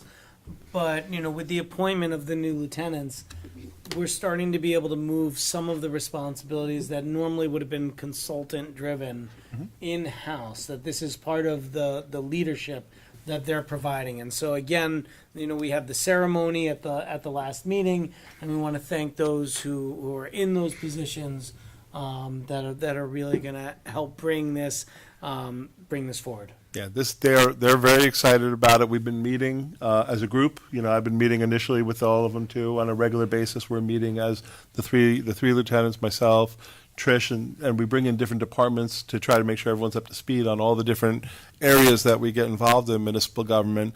But this is another piece. So all the fire lieutenants are going to be responsible for training. And one of the lieutenants will be the municipal training officer, and the other two, once they receive some additional training, which is scheduled up for very soon, they'll be MF instructors. So one will take the lead, create the program and the course, and the other two will help implement on their groups as well. So this way, we're doing it with the lieutenants on the groups that they already have, and it'll be something that they can train as much as they want to on these shifts, which is great. They'll have a dedicated program in-house. This program is one that will be a piece of that, which is this provides a lot of the resources for the training, the programs, the recording of the training programs. Stuff does have to be reported to the state as well, because they have 100 hours that have to be done, and all their training certifications have to be reported. This is a very widely used program. We looked at a few of them, but this one is probably the most popular. I guess this is used very widely across fire departments and fire volunteers paid all throughout the area. I think Mr. Rivera uses this where he is too. It is a very good program. I use it myself for my own department. Thank you. Any questions or comments? Trustee Trustee Epstein? Yes. Trustee Heiser? Yes. Trustee Crom? Yes. Trustee Morlino, Yes. and Mayor Klein. Yes, thank you. Resolution number 9, moving back to the intermunicipal consortiums here. Yes. Considering a joint agreement between the Village of Rybrook, Village of Elmsford, Village of Dobbs Ferry, Village of Irvington, Village of Tuckahoe, and Matrix Consulting Group for a human resources study. Whereas Rybrook wishes to better streamline human resources related functions, and whereas Rybrook was jointly awarded a $25,000 grant from New York State with the villages of Elmsford, Dobbs Ferry, Irvington, and Tuckahoe to help offset the cost of a human resources study to assist the villages with determining best practices for each individual municipality. And whereas the Rybrook Village Administrator put out an RFP to conduct this study, and whereas Rybrook, Elmsford, Dobbs Ferry, Irvington, and Tuckahoe interviewed several firms and agreed to select Matrix Consulting Group to conduct a human resources study, and whereas under the proposed agreement, Matrix will and the municipalities will each pay up to $5,000 each for a total agreement cost of up to $50,000. And whereas Rybrook is interested in accepting the proposed joint agreement with Matrix Consulting Group, and therefore be resolved that the Rybrook Board of Trustees hereby approves the proposed joint agreement between Rybrook, Elmsford, Dobbs Ferry, Irvington, Tuckahoe at a cost of up to $5,000 per municipality for a human resource study subject to modification by council, and be it further resolved that the mayor and administrator are authorized to execute and deliver all documents necessary to accomplish the purposes of this resolution. Thank you, Chris. Can I have a motion and second, please? Motion. Second. I think all of our small but mighty villages have a similar problem Yes. that we're looking to. So, Chris, can you please give us? Sure. Yeah, this is really a unique study that we developed. We first went after a grant. This is a local government efficiency grant through New York State, and that grant was in the amount of $25,000 towards the $50,000 allocated for the study. And we received that grant, and it's not a lot of these studies out there, which is really interesting. We are 5 small communities, and other communities have since wanted to join because they are in similar cases, but we offered in the beginning and they didn't bite. But we are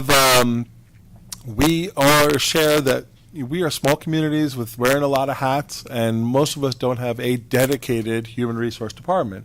So is there other ways to do that? Is there ways to do it with a private company? Is there ways to do it one community or groups of communities to hire somebody and share those individuals? It could be a home base in one location. Could it be, shared among where that person's going to different areas? That's what they're going to study. They're going to look. They're going to say, how are you doing it now? And they're going to say, what are the ways that perhaps you could do it better? And by looking at the initial assessment, they're going to say there might be matches among those 5 communities where all of us could work together, maybe some of us could work together, or groups of us could work together. And so we're very excited about this. Interesting to see that we received 23 responses, which we thought was fantastic, onto the RFP, all through the country, all over the place. And most of them were very excited about doing it because there's not a lot of this out there. They said this. We've always been saying this is something that lends itself to shared service, but there's not a lot of people doing it. So we're kind of excited to see the outcome. Matrix is a very well-known human resource consultant. They do a lot of studies out there. They do have, and they interviewed very well. We had 4 finalists that all 5 communities interviewed out of the 23, and Matrix just rose to the top. Everyone felt that they were just such a strong group, and we recommend that we proceed in that manner. And I will just mention, Rybrook is the author of the grant. So we're going to be responsible for following up on the grant, fronting the $25,000, getting the $25,000 back. We'll also receive the $5,000 payments. So it's all going to be through Rybrook, and then I'll make sure that we get the reimbursement, and then we get the $5,000 from the other 4 communities. But they're signatory to the agreement as well. Thank you, Chris. Do we know if any of the other communities have passed this resolution already? I think we're all on the same stage. Everybody's putting. I wanted to get on ours first because we're the lead, and I want to make sure the board. I thought we should be the first domino. That makes sense. But everyone will, I'm sure. Yeah, I'm sure they will. And if not, there'll be another one that would step in. Absolutely. Any questions or comments? Please pick up my ignorance. What exactly is an HR study? Their job is to look at how we provide. There's 2 big sections up. The first section is they're going to be meeting with us to say, how do we structure all our human resource services? That's everything from civil service compliance, it's from employee disciplines or employee wellness programs. It's for employees, how do they go when they have a problem? Who are they going to, and what do they provide? What services providing?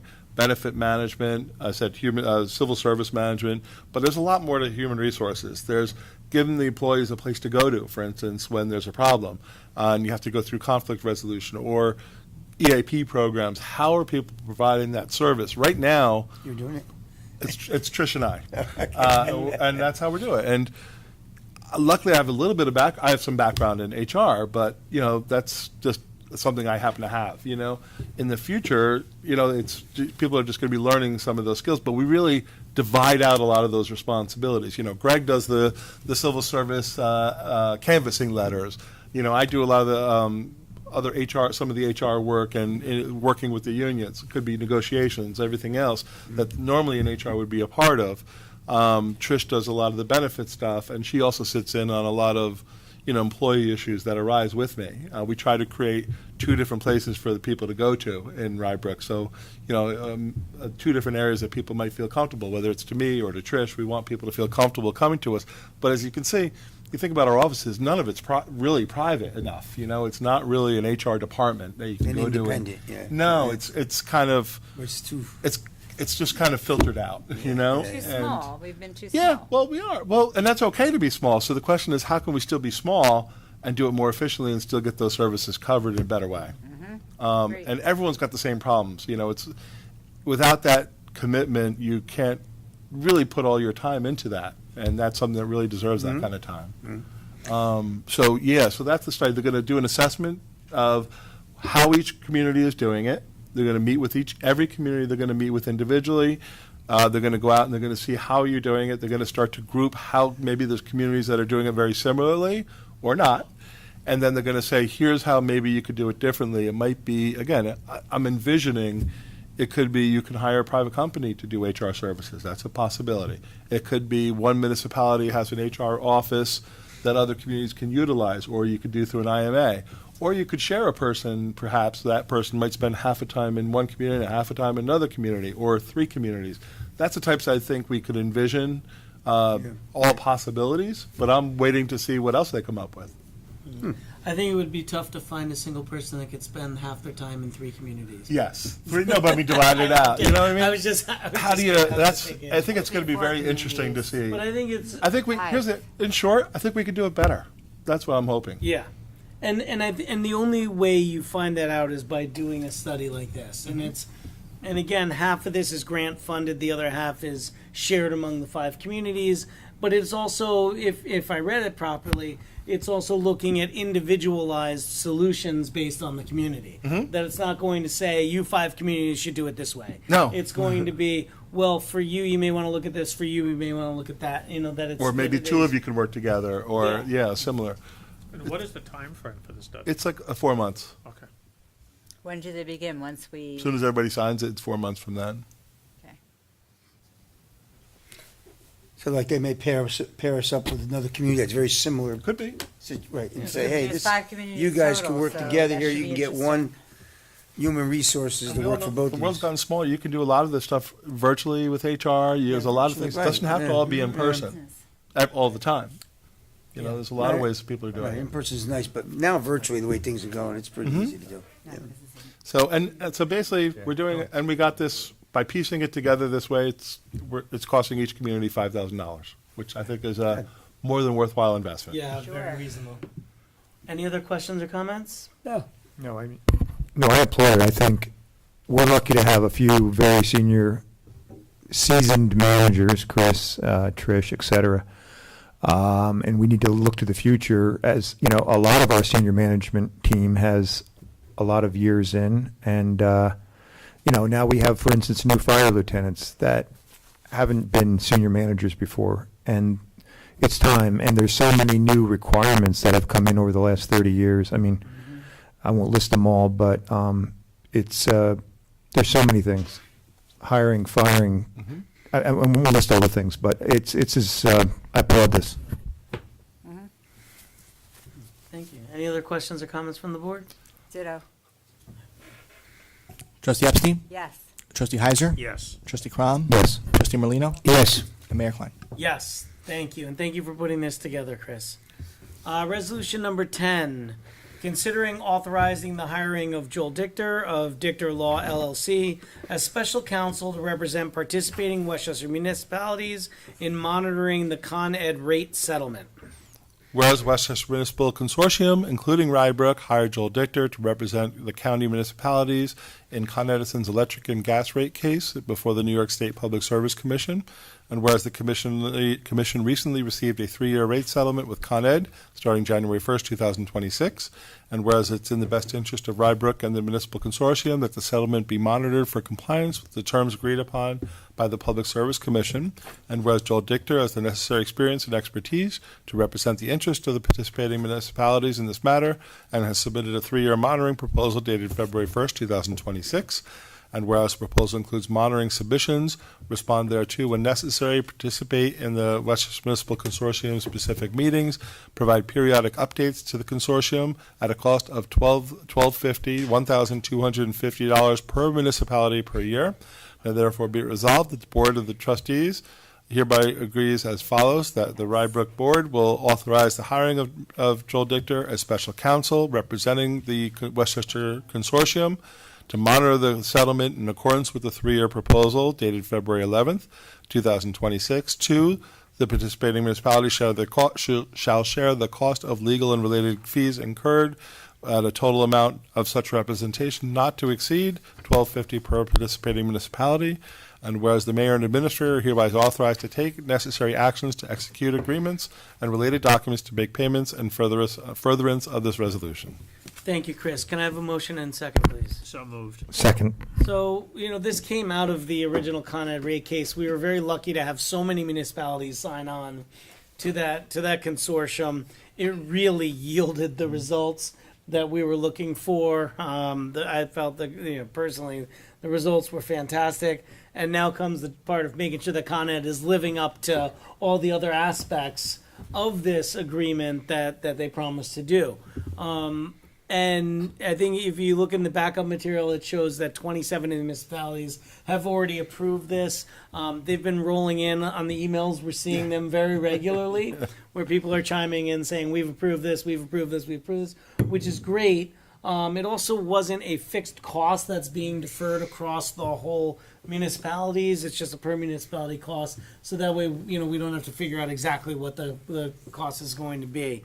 The idea being we want to, hold them to the fire, make sure that Con Ed is doing what they're supposed to be doing, because then also remember, 3 years from now, we're going back into another rate case. Chris, you want to add something? Yeah, no, I think, some of the things that he'll be monitoring will be things that we requested as part of our Westchester Municipal Consortium. The capital meeting, capital requirements that we said, that's actually starting, that meeting's got to be held next month. So we're going to be getting together to review how much you're spending in Westchester versus New York City and where that money is being spent. And, we're going to have some of those meetings as well. And then as we lead up to the next rate case in 3 years, there's going to be additional things that need to be reviewed about the overhead and underhead. But just outside of that, we're talking about hundreds of filings they have to make between now and then. Hundreds and hundreds of filings that they have to make. So just a few of the items, there's quarterly reports on capital spending, there's earnings reports, there's quarterly affordability reports, there's revenue adjustments, non-wiring solutions, this is from Mr. Dichter's proposal, reconciliations of property taxes, which is a big portion of the fees that they charge, or the rates that they charged from Con Ed. IT spending, 5-year forecasting, annual reporting. There's a lot of and lots of other reports that go through that. So, we believe it's in the best interest to have Mr. Dichter continue. We're thankful that Mr. Dichter has agreed because already so many people, the wave came in of so many people participating.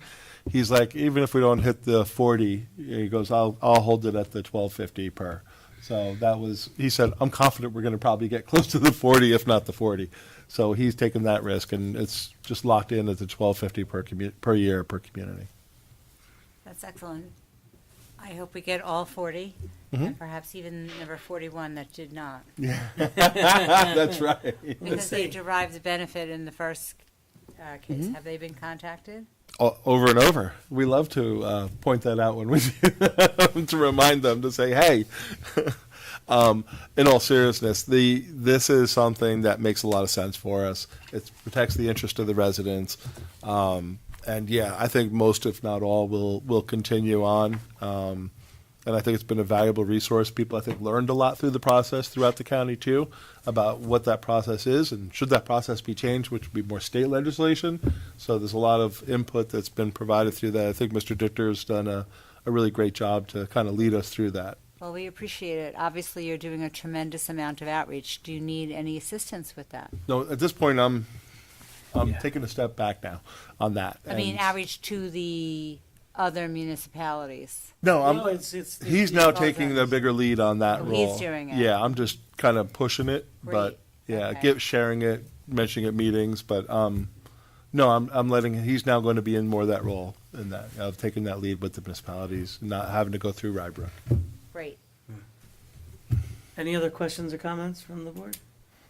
Best money we ever spent. Yeah, no, I mean, this was really, it was, you know, getting the consortium together, the hiring of this, again, it showed the power that the Westchester municipalities have when they band together. And I think this is just continuing, you know, that effort, you know, in regards to the Con Ed rate case. So we really appreciate all the other municipalities, and I certainly think this is in the best interest of the residents of Rybrook to continue this. Mm-hmm. Yes. Trustee Epstein? Yes. Trustee Heiser? Yes. Trustee Klum? Yes. Yes. Trustee Morlino? Yes. And Mayor Klein? Yes, thank you. Resolution number 11, considering approving contract number 2604, plumbing service. Okay, whereas we did a bid called Contract 2604 Plumbing Services, and whereas that bid was advertised in the Journal News as the official newspaper, and was also made available on the Empire State Purchasing Group, and the bid was opened at 10 a.m. on Thursday, February 26, and are summarized below. There was two two bids that we received, one from Hauser Brothers and another one from Joe Lombardo. And now therefore be it resolved that following the review of the bids by the Administrator and Superintendent of Public Works, we've determined the lowest bidder meeting the requirements is Joe Lombardo Plumbing and Heating of 231 Spook Rock Road, Suffern, New York, for licensed plumber hourly rates, and all the rates are listed, and also overtime rates and journeyman rates and so forth, all the different rates of the people that would be responding. And be it further resolved that the mayor and administrator are authorized to execute and deliver all documents necessary or appropriate to accomplish the purposes of this resolution. Thank you, Chris. Can I have a motion and second, please? Motion. Second. You know, no questions or comments from me. I think this is fairly straightforward. You know, maybe at some point there will be intermunicipal agreements of hiring these types of things, but A lot of places don't do this, but you know, this is the best way to kind of lock in prices when you need somebody. right, absolutely. Any questions or comments? Trustee Epstein? Yes. Trustee Heiser? Yes. Trustee Klum? Yes. Trustee Morlino? Yes. And Mayor Klein? Yes, thank you. Resolution number 12, considering accepting a sponsorship donation for a March Madness basketball tournament event. Okay, I just want to clarify one thing before I read that, okay? This is $20. I think it's $20 No, it's for times six. 5, right? Yeah, 5 or 6. Huh? So, Yes. It says it's just $20. really? Hmm? I'm going to clarify it. Each? No, $20 I'm going to each. clarify it. What is each person? So the reason why it's listed only one is because we already had a few existing certificates. So they're only, which was already accepted at a previous board meeting. So they're only giving us one additional one for this Okay. one. Oh, so the others were given for another Previous. event, we didn't use it, or Correct. for something? It and was likely a we've fit already walk. accepted them. If Probably I had to rather guess, fit. probably a fit walk that we didn't get to give out. Probably because last time we did it, it rained, and everybody Right. everybody left. So that's why it's only one listed in resolution. Got it. Okay, so- understood. Thank you for So the I'll just go to the resolve. clarification. Now therefore be resolved that the board acting as the board of directors of Friends of Rybrook hereby accepts the gift certificate sponsorship donation of the amount of $20 from Sport Tech from March Madness basketball tournament event. And be it further resolved, the mayor and administrator are authorized to sign any documents necessary to accomplish the purposes of the resolution. Thank you, Chris. Can I have a motion and a second, please? So moved. Second. I know that the advertisement for this already went out. I'm assuming they're already signing people up. I would hope so. I would hope so, yeah, considering it's coming up quickly. So we thank Sport Tech for their donation as well as the ones in the past. Any other questions or comments? What is the March Madness basketball? It's a tournament? 3v3 basketball tournament being held at the high school, at the middle school, high school, right? I believe and I so, think it's yeah. open to middle school students. That's correct. And it's there's going to be pizza involved. There's other things. But it's essentially being run. It's being run by the rec department, and hopefully a lot of people sign up. It's only for kids, right? Yes.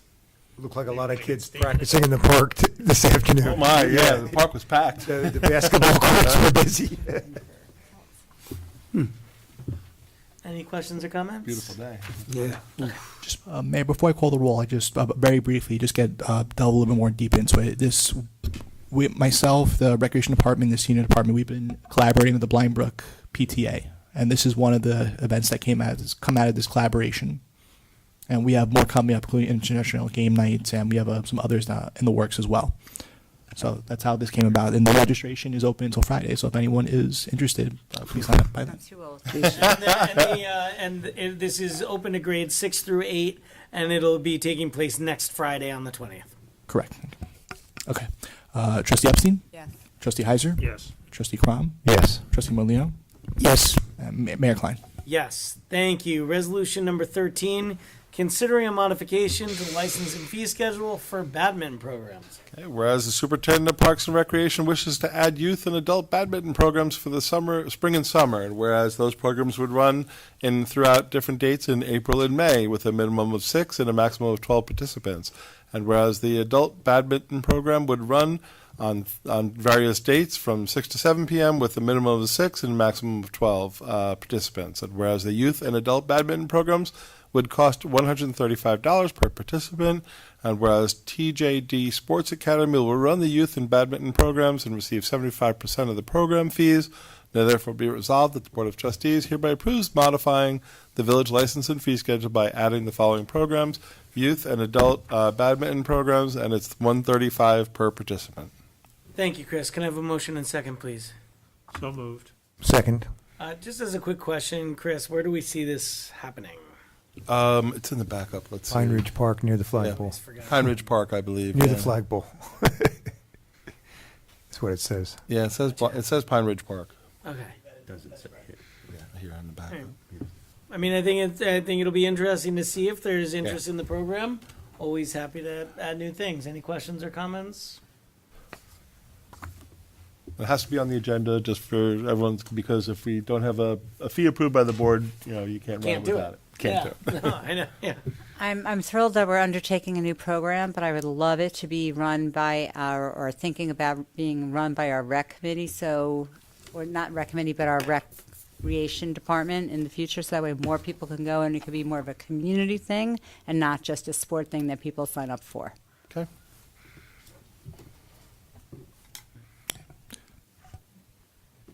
Trustee Epstein? Yes. Trustee Heiser? Yes. Trustee Crom? Yes. Trustee Molino? Yes. And Mayor Klein? Yes.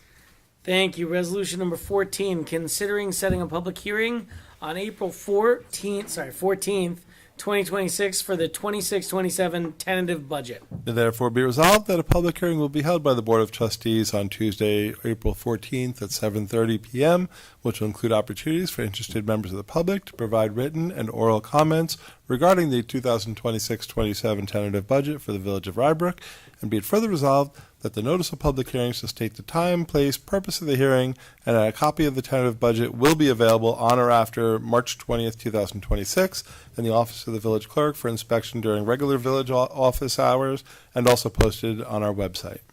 Thank you, Chris. Can I have a motion and second, please? Motion. Second. And again, this is just setting the public hearing. We are going to have a lot of comment on our budget once it is released, as we go through our budget hearings, and then again the presentation on the village's budget. I would encourage anyone who would like to be part of this process. This is a very public process. I'm going to thank Chris and other staff 1,000 times between You haven't now seen it and yet. then. Careful. I believe I'm going to be thanking Chris and Trish and other senior staff and the departmental heads many times between now and then for all the work that's done to make sure that we're coming in with a budget that that continues to provide the services to the village of Rybrook, understands the priorities of the village board, and is looking out for the. Save your thank you for later. I know. This is the brief You're version. going to blow the whole thing. And I will have say, nothing left. normally this would be on the next agenda, but because of the official newspaper changing, we need more time to put it in. So that's what's odd to have it on when you haven't received the budget yet. Right. We have not received a budget yet, but we have to set the public hearing Yes. because that's part of the process anyway. But the budget will be released next Friday, the 20th. Yes. Any questions or comments? No, I just say, yeah, this is like one of the most important things we do. It sets so many of our priorities. If you want us to do something, it needs to be budgeted. So even if you're not into accounting and you think numbers are boring, come out and say what you think the priority should be. And also I'd encourage you to look at other villages' budgets, because ours is really sterling when you look at others. But, look at it for what it is. But please come out. Make Yeah, yourself heard. And once it's released, it's also throughout the year you can track the budget. We're completely digital online. People can look and dive deep into the budget. You can see what's being spent and where, and that's ongoing throughout the year. It's right on our website, really accessible for anyone who wants to look at It's it. not a flat PDF. It's something that's more interactive. You can look at it. You can compare. It's a really meant to be a nice digital budget book that has a lot of flexibilities in it, a lot of information. We should also mention that there'll be budget work sessions on March 30th and April 6th beginning at 6 p.m. And there'll be different departments that'll be discussed. The board will be meeting with the various departments as well as the treasurer and myself, and go through the different requests in great detail. So March 30th is the library, senior services, fire and EMS, public works and engineering. And April 6th is building, IT, police, and parks and rec. And at both meetings, I'm sure we'll be discussing other accounts as well. Absolutely. And again, this is just for setting the public hearing. Yep. This resolution. Okay. Trustee Epstein? Yes. Trustee Heiser? Yes. Trustee Crom? Yes. Trustee Morlino, Yes. and Mayor Klein. Yes, thank you. Resolution number 15, considering a recreation leader appointment. Now therefore be resolved that in accordance with the offer of appointment dated March 2nd, 2026, Rocco Ferrano of Stamford, Connecticut is hereby appointed to the position of rec leader with the Village of Rybrook, subject to the civil service procedures of the state of New York. Be it further resolved, the annual salary is $50,000 with an effective start date of March 11th, 2026. Thank you, Chris. Can I have a motion and second, please? So moved. Second? All right, Chris, any background? I mean, this is No, pretty straightforward. Rocco's been with our department for a long time. He does a great job, really popular with the children, and that he runs those programs. You can see when you go to events, you see how the kids just come up and gravitate to him. He's, he's extremely friendly and approachable, and he's been in this position as a recreation assistant for many years, and he's now taken this exam for the rec leader. He's reachable, and we're happy to recommend Rocco's appointment. Thank you, Chris, and congratulations to Rocco, and thank you for your service to the Village of Rybrook. Any questions or comments? Trustee Epstein? Yes. Trustee Heiser? Yes. Trustee Crom? Yes. Trustee Morlino, Yes. and Mayor Klein. Yes, thank you. Resolution number 16, considering the awards of bids for municipal vehicles. Okay, whereas on November 12th, 2025, the Board of Trustees declared certain vehicles as surplus, and whereas we solicited bids for those vehicles, and whereas a public notice was advertised on February 22nd this year, and listings were posted through Auctions International with an end date of Friday, February 3rd, 2026, and whereas at 6 p.m. on Thursday, March 5th, the bid deadline was completed, and whereas the following were the highest bidders for the surplus vehicles and equipment. So there was let's see, a 2014 Ford Explorer, Gregory Engert, amount of $33,850. 2017 Ford Explorer, Gregory Engert, of the amount of $3,750. 2016 Ford Explorer, Vincent C. Sino, in the amount of $5,900. 2016 Chevy Impala, Zayad Hussein, in the amount of $3,050.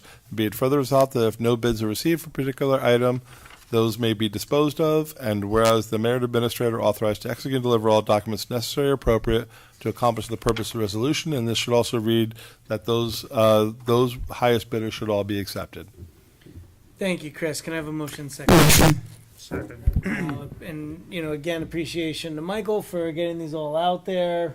It's nice to be getting a little money for these. Any questions or comments? I'll ask you to sell my vehicle when it's. They look like good prices. Very good. Thank you. Well, but you notice the newer Ford Explorer went for less money. Maybe counterintuitive. It may be what it had, how many miles and what it has left in it. So, all right. Trustee Epstein? Yes. Yes. Trustee Crom? Yes. Trustee Morlino? Yes. And Mayor Klein. Yes, thank you. Resolution number 17, considering fiscal year 25-26 general fund and capital fund budget modifications, transfers, and closed capital projects. Perhaps we can summarize these. Chris. Everybody's favorite resolutions, yes. Now, therefore, be resolved the following general fund budget transfers be approved. Basically, what this is transfers from, for the whole first section is the transfers from contingency to the to pay to for all the non-union and these are all non-union and I believe some of these are Teamster white collar positions. So this is when with the new agreements that are in place. This moves the money from the contingency account to the various accounts that where those costs and salaries are allocated. So that was anticipated always from the beginning. Let's see. The next one is the following budget transfer modification is hereby approved to correct the state aid public safety general ledger. That's basically just a net zero of making sure the account is for taking care of the right account for the community resiliency or the CREST grant funds for the police motorcycles. And be it further resolved, the following transfers between capital projects are approved. So these was additional funds from one capital project to another for additional costs we needed for the evidence room cage in the basement, for the police server, and the road resurfacing. The total of those three projects being transferred into is $10,805. Be it further resolved that the following year-end 25-26 capital projects be restated as follows. And these are basically also just modifying the authorized budget for those three projects, the basement cage, the police server, and the road resurfacing, which is the same net amount. And be further resolved, the next one just closes certain capital projects. It's closing the painting, server, and road resurfacing following those transfers. Thank you, Chris. Can I have a motion and second? Motion. I really appreciate you summarizing those quickly. Starting to get a little uncomfortable here. It's hot, right? For you. Oh yeah, yes. for me, my foot. But I mean, this is again what's needed to make sure our books come out clean every year, and we really thank Trish for diving in, looking at really nitpicking through this to make sure that it does so. Any questions or comments? Trustee Epstein? Yes. Trustee Heiser? Yes. Trustee Crom? Yes. Trustee Morlino? Yes. And Mayor Klein. Yes, thank you. Resolution number 18, considering support. Bring support for temporary municipal assistance. Yeah, continuing support for temporary municipal assistance in the New York State budget. Okay, I'm going to summarize again if you don't mind. So basically, the governor has put back in, as part of her 30-day amendments to the executive budget, in addition, basically $100 million in temporary municipal assistance that was allocated for the past 2 years. And the NICOM is asking that the municipalities pass resolutions of support. Now therefore be resolved that the Village of Rybrook applauds Governor Hochul for recognizing the importance of investing in local governments and for reaffirming her commitment to strengthening New York cities and villages. And whereas Rybrook urges the state legislature to include at a minimum this additional $100 million in temporary municipal assistance in the adopted state budget, be it further resolved that the Rybrook calls upon the governor and state legislature to develop a more permanent and predictable solution for unrestricted municipal aid to ensure long-term fiscal stability for New York's local governments. And be it further resolved that copies of the resolution be transmitted to the governor, the temporary president of the Senate, and the Speaker of the Assembly, and the members of the state legislature representing the Village of Rybrook. Thank you, Chris. Can I have a motion and second, please? So moved. Second. Well, we're certainly thankful that the AIM funding has gone up in recent years. It certainly needs to go up more. And I wish it again, was more. That's all. It needs to be more, especially with all the unfunded mandates. And at the same time, we truly do believe that this needs to be made permanent so that it's not a whether or not we get it each year. Yeah. It's almost, I won't say insulting, but it's almost, it's so minimal. This fund, which used to be something much more significant, in many years it was been locked in. Basically, we get like $45,000 a year in this type of funding, and the temporary increase, which isn't even permanent, is like for us it's like $3,171. It's all this, and it's not even considered permanent. It's just for some communities like City of Rye and other cities, they receive in the millions for this type of funds. Why is there such a variance? I wish I had a better answer, but cities get a better share of the funding that's dispersed. So the City of Rye? Cities tend to be more in need of funding, and it's not based on the city itself. It's based on what type of government you are. So cities get a lot more money. No matter the size. No matter the size. All the villages small villages like us get. And it's based, there's nothing that we can do about it other than we wish it was a lot more money. Yeah. More money and made permanent, but I think we still should be supporting this. We'll take it. Because it's still money. Yes. So, any questions or comments? Thank you. It's very silly that it's not permanent. It's very silly that it's that amount was locked in for decades, like a decade, that hadn't moved. And it needs to be more. And it needs to be more to the villages. Mm-hmm. Trustee Epstein?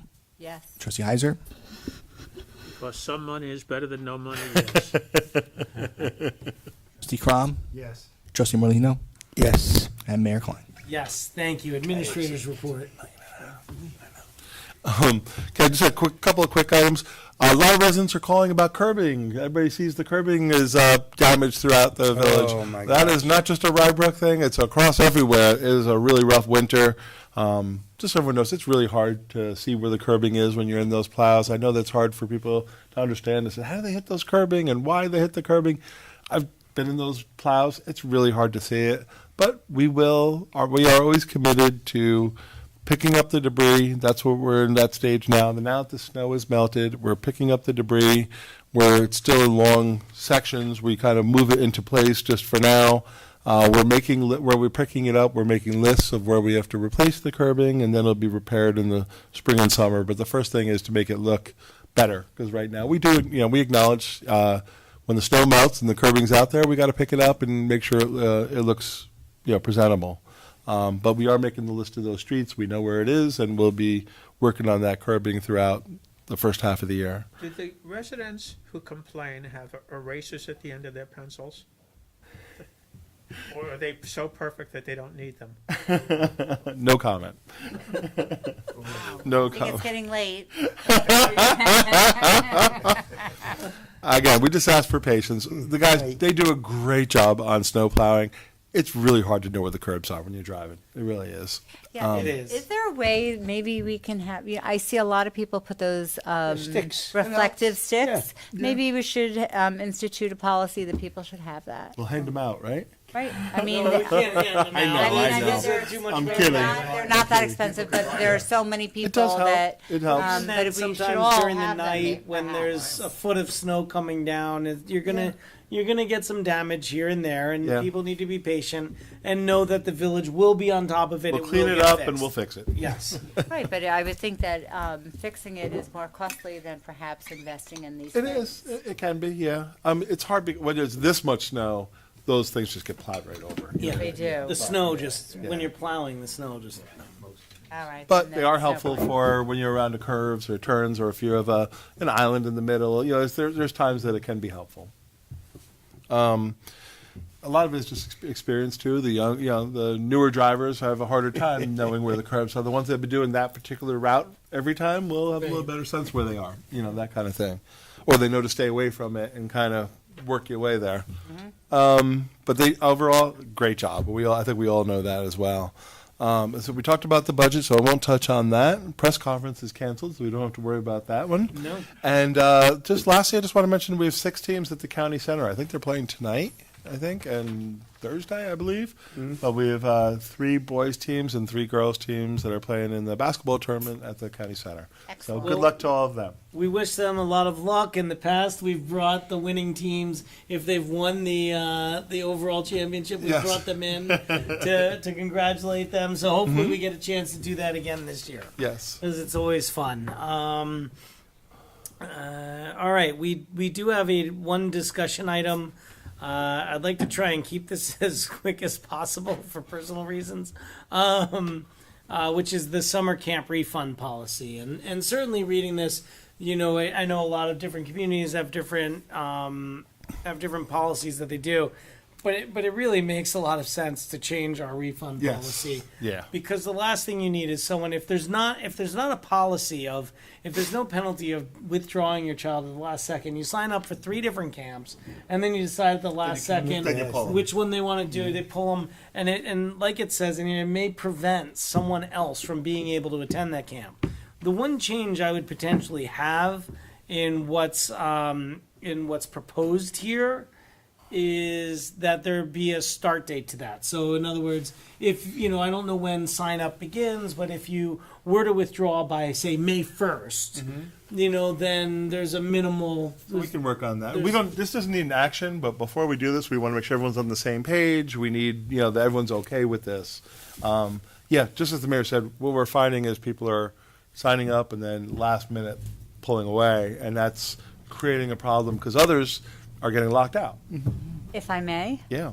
we had brought this up last year, and I had said that there should be every other camp that I spoke to said no cancellations. Yeah. However, we do have early sign up, early bird, and I think that the policy should be that if you sign up for early bird and then it changes to regular sign up, that is your. That's the fee you pay. That is, Difference? no, that is your time to, it's only a week or 2. So once early bird's over, then. Right. Then. I mean, I could even, because So- people need to make their plans. I mean, Exactly, and so- if you're waitlisted, then you're going to find another Right, camp. but it's that only, you're I gonna think it's go only to. 1 week or whatever. Okay. Again, we do give reimbursements if they break a leg or Yeah, God if you get forbid hurt, can't yeah. do it. Oh, yeah. Okay, and, I would say, maybe including in that also like moving out of the community that you didn't expect. We're pretty, no, we can, we can do whatever league you put. signs up, this is what it is. It's hurt, we always are understanding. Right, You know, that we is, totally that is where understand. Yeah, if you so break your leg, every other community, tear I'm your just telling you. Achilles. A life-changing incident or something What I like that. came across is everybody has a very stringent policy because there are people that want to make this commitment. And it's not fair to take the spot. And the other one is, we'll give a refund with a fee, $100 administration fee, as long as somebody else fills it. Right, if If we're somebody else able to fills fill it, it. that's great. If not, then Then you you're on can't. the hook. Then you're on the hook. Yeah. But I think only as of, until the early bird special stops. Well, I think if we fill the spot, that's what we care, Yeah, right? if we So- fill the spot, that's the most important part. Don't you think they So- still We should have pay the unlimited 100? spots. We have unlimited spots. You're talking Not about always. just No, about we don't. travel. Travel We have on that. unlimited spots for the kids camp. We hire according to the number. But if So we're you- at a limit where we would have to hire more people or anything like that, then if you're comfortable with this kind of an approach, I would ask that the board kind of let us work this through, as long as you're okay with this type of an approach. Like, Yes, no, we I don't think want you we're- to, because this isn't really like a resolution needed or Okay. approval, but we just want to make sure we're on the right track. That's all. That this is something that You're on the makes track of sense. what and I other think- communities And are I doing. think you're hearing from the board, Chris, that this board would probably prefer it more on the strict side. Strict side. Than the Okay. lenient side. And $100 administration But fee should That is what stay. is acceptable for other Just something about communities. It's not paperwork. about me. It's about what Yeah, everyone, and maybe to we be look at equitable. what other communities Yeah, are doing. we could do that. Absolutely. Okay. Any other comments on this? Nope. No. All right, any comments from the public? Seeing none, the next meetings of the Board of Trustees, our next regular meeting is March 24th, and then on March 30th, we launch into the budget meetings, and that will continue into April until the public hearing, and then we will, beyond that, approve our budget in whatever form that takes.